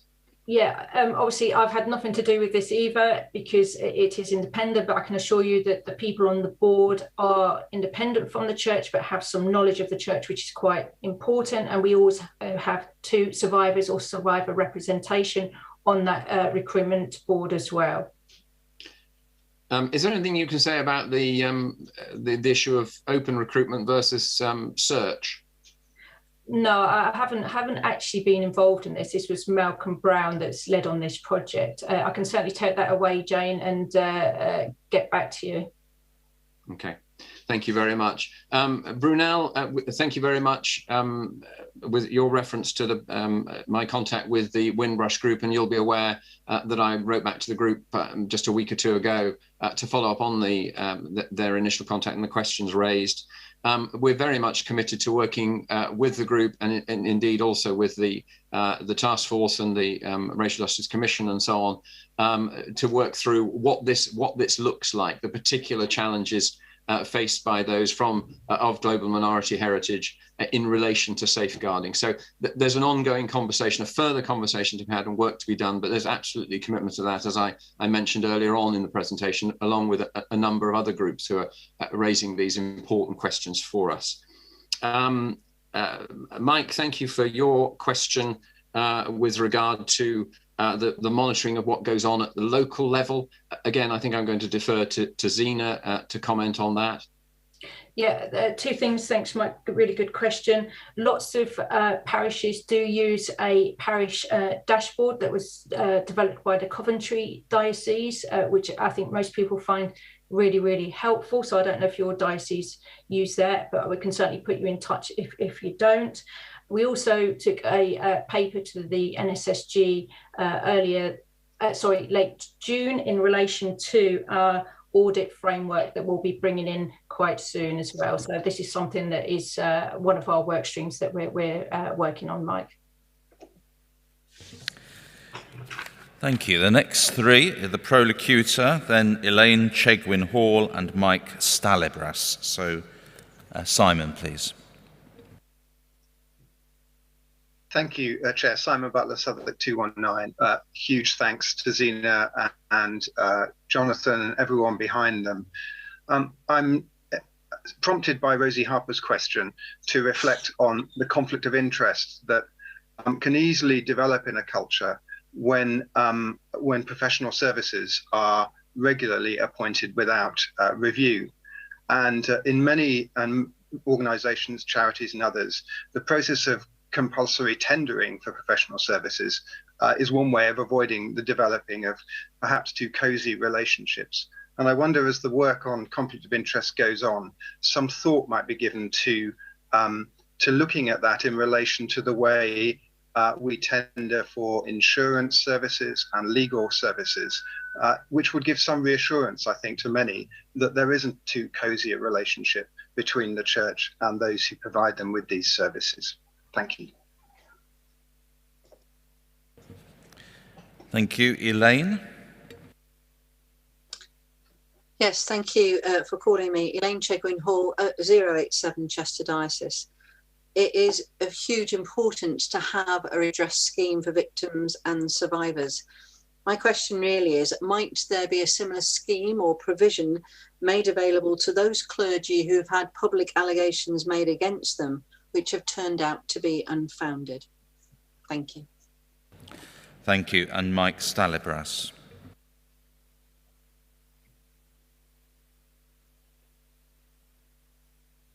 Thank you, Chair, very much for calling me. Mike Stalibras, 439 York.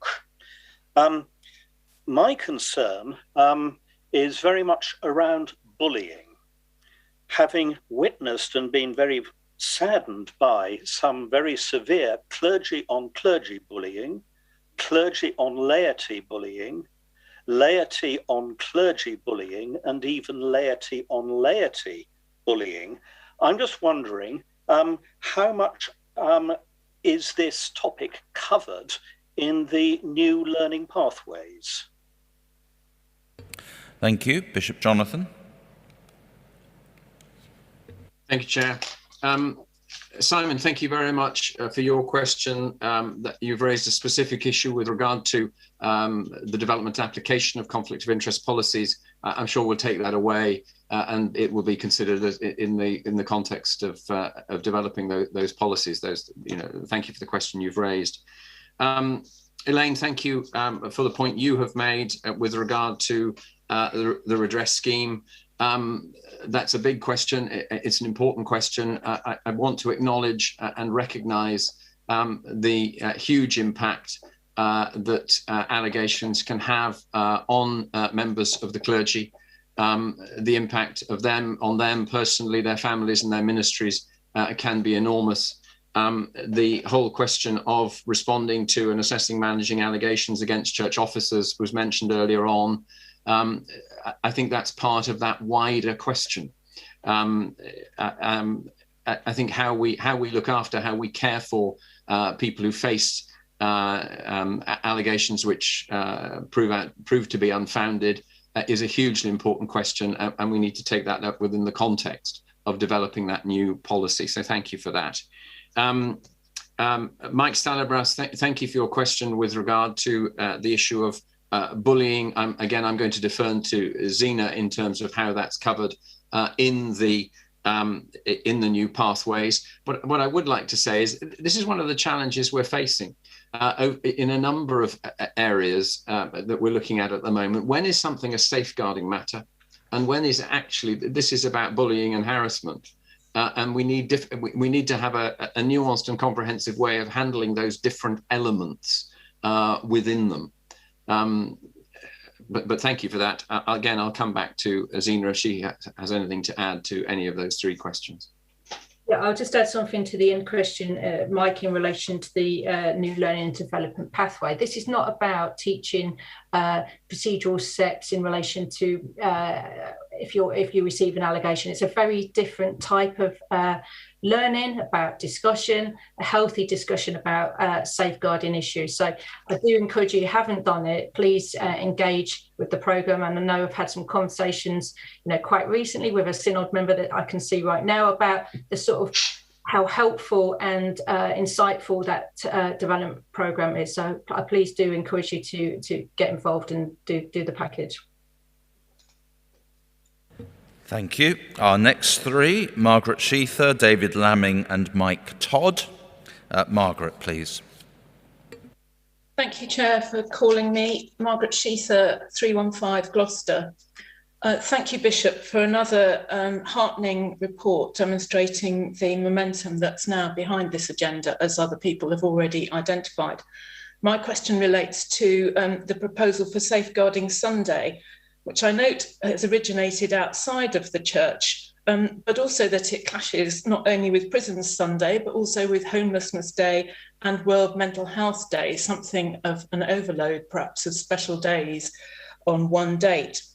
So in the light of your comments, Bishop, about the long-term nature of the safeguarding programme, in producing resources for parishes who take up the Safeguarding Sunday initiative, can you emphasise that the safeguarding agenda is for the whole year, not just for one special Sunday? The risk of that identification for some people may be quite high. Thank you. David?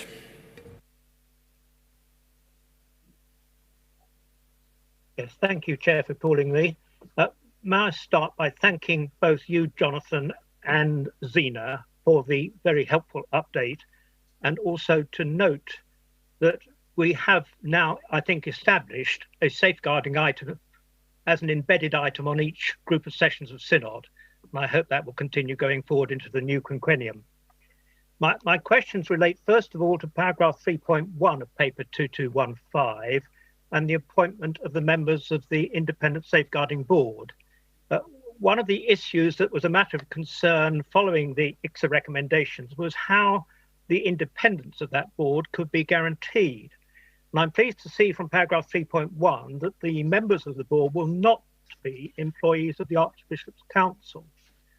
However, I'm presuming that the church will be funding their emoluments or salaries or whatever means of payment they are going to receive. And I wonder, Bishop Jonathan, whether you could indicate the basis upon which they are to be engaged to ensure their independence.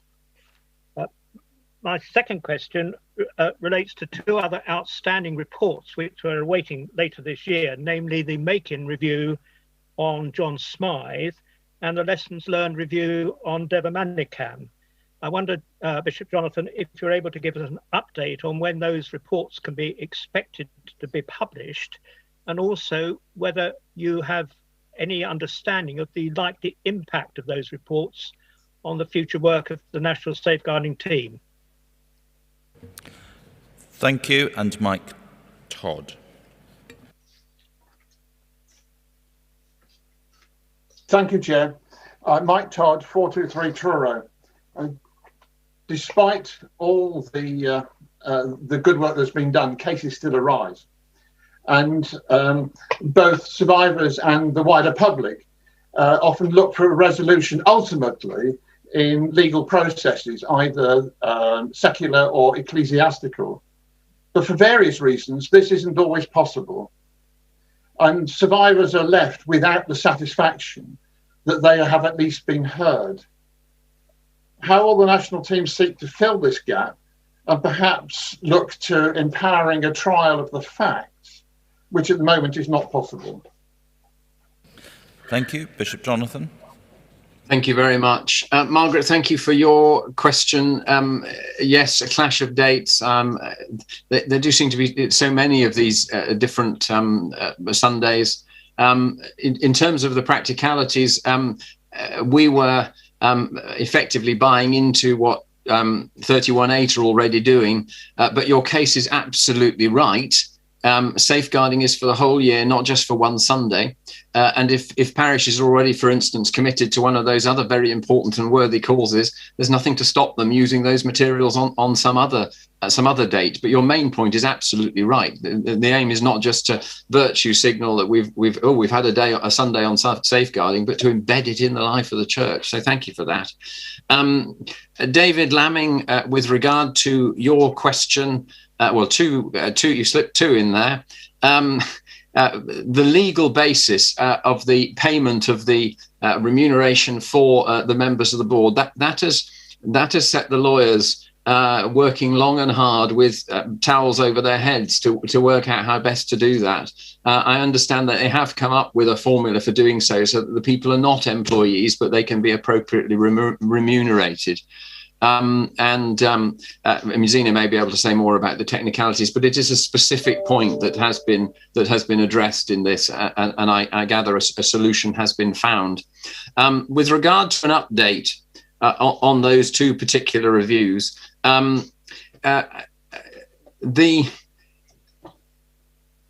regard to Smythe, and let me deal with that first.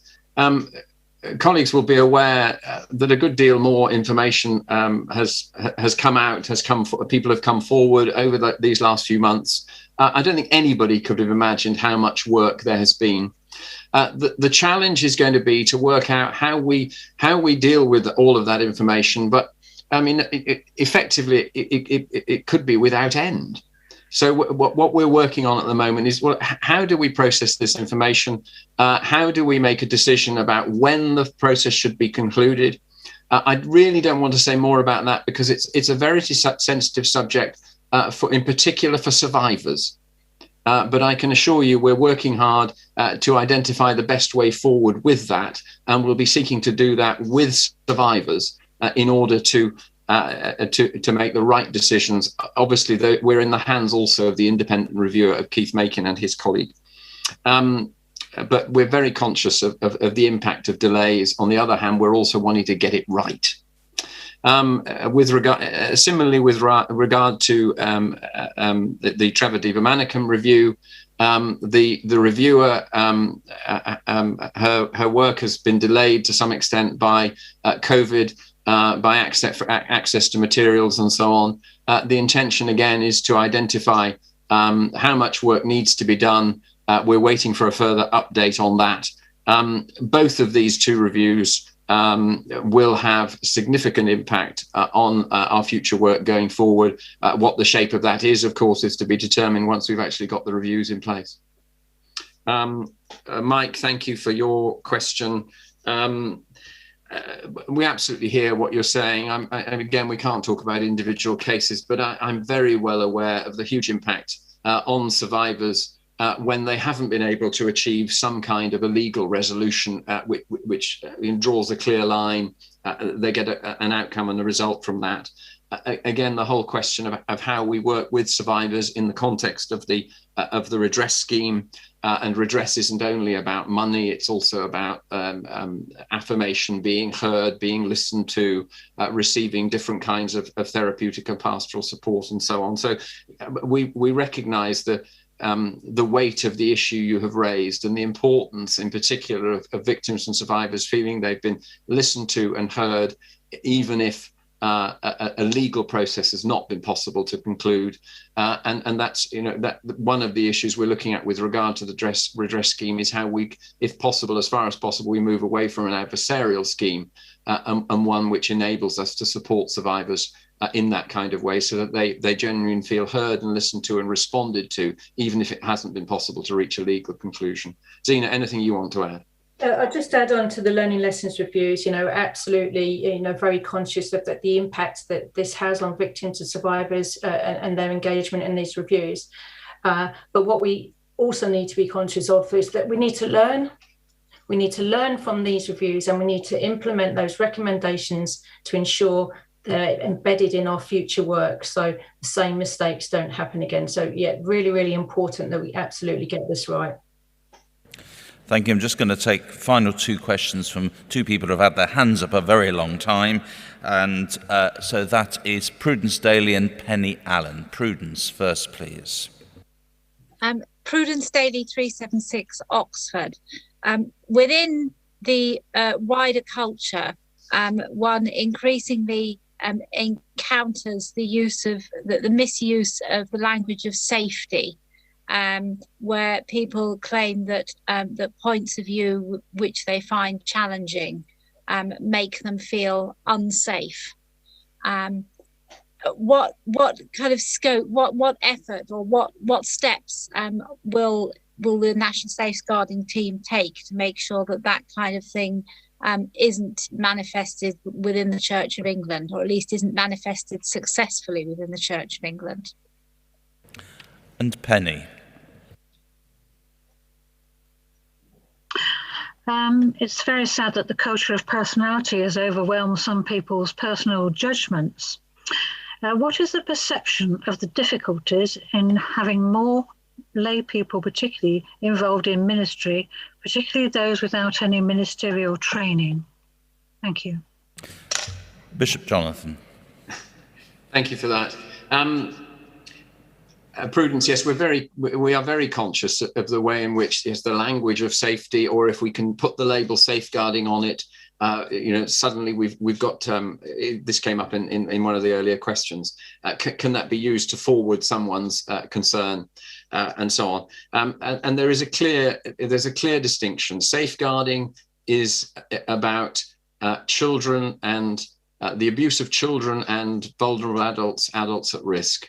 It is not the same thing as healthy, robust disagreement with people who hold profoundly different views. There is a spectrum. We do need to be aware of that as well. But the point you've made is well made, and one we're very much aware of. Penny, thank you for your question. I think I hear some of the earlier business of Synod coming into that.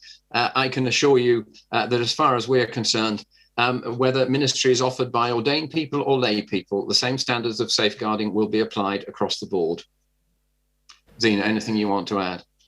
No, and that will be covered in the new managing of allegations policy as well, different pathways in terms of, whether the clergy or lay or church officer, etc., volunteer. So that will be covered, Penny.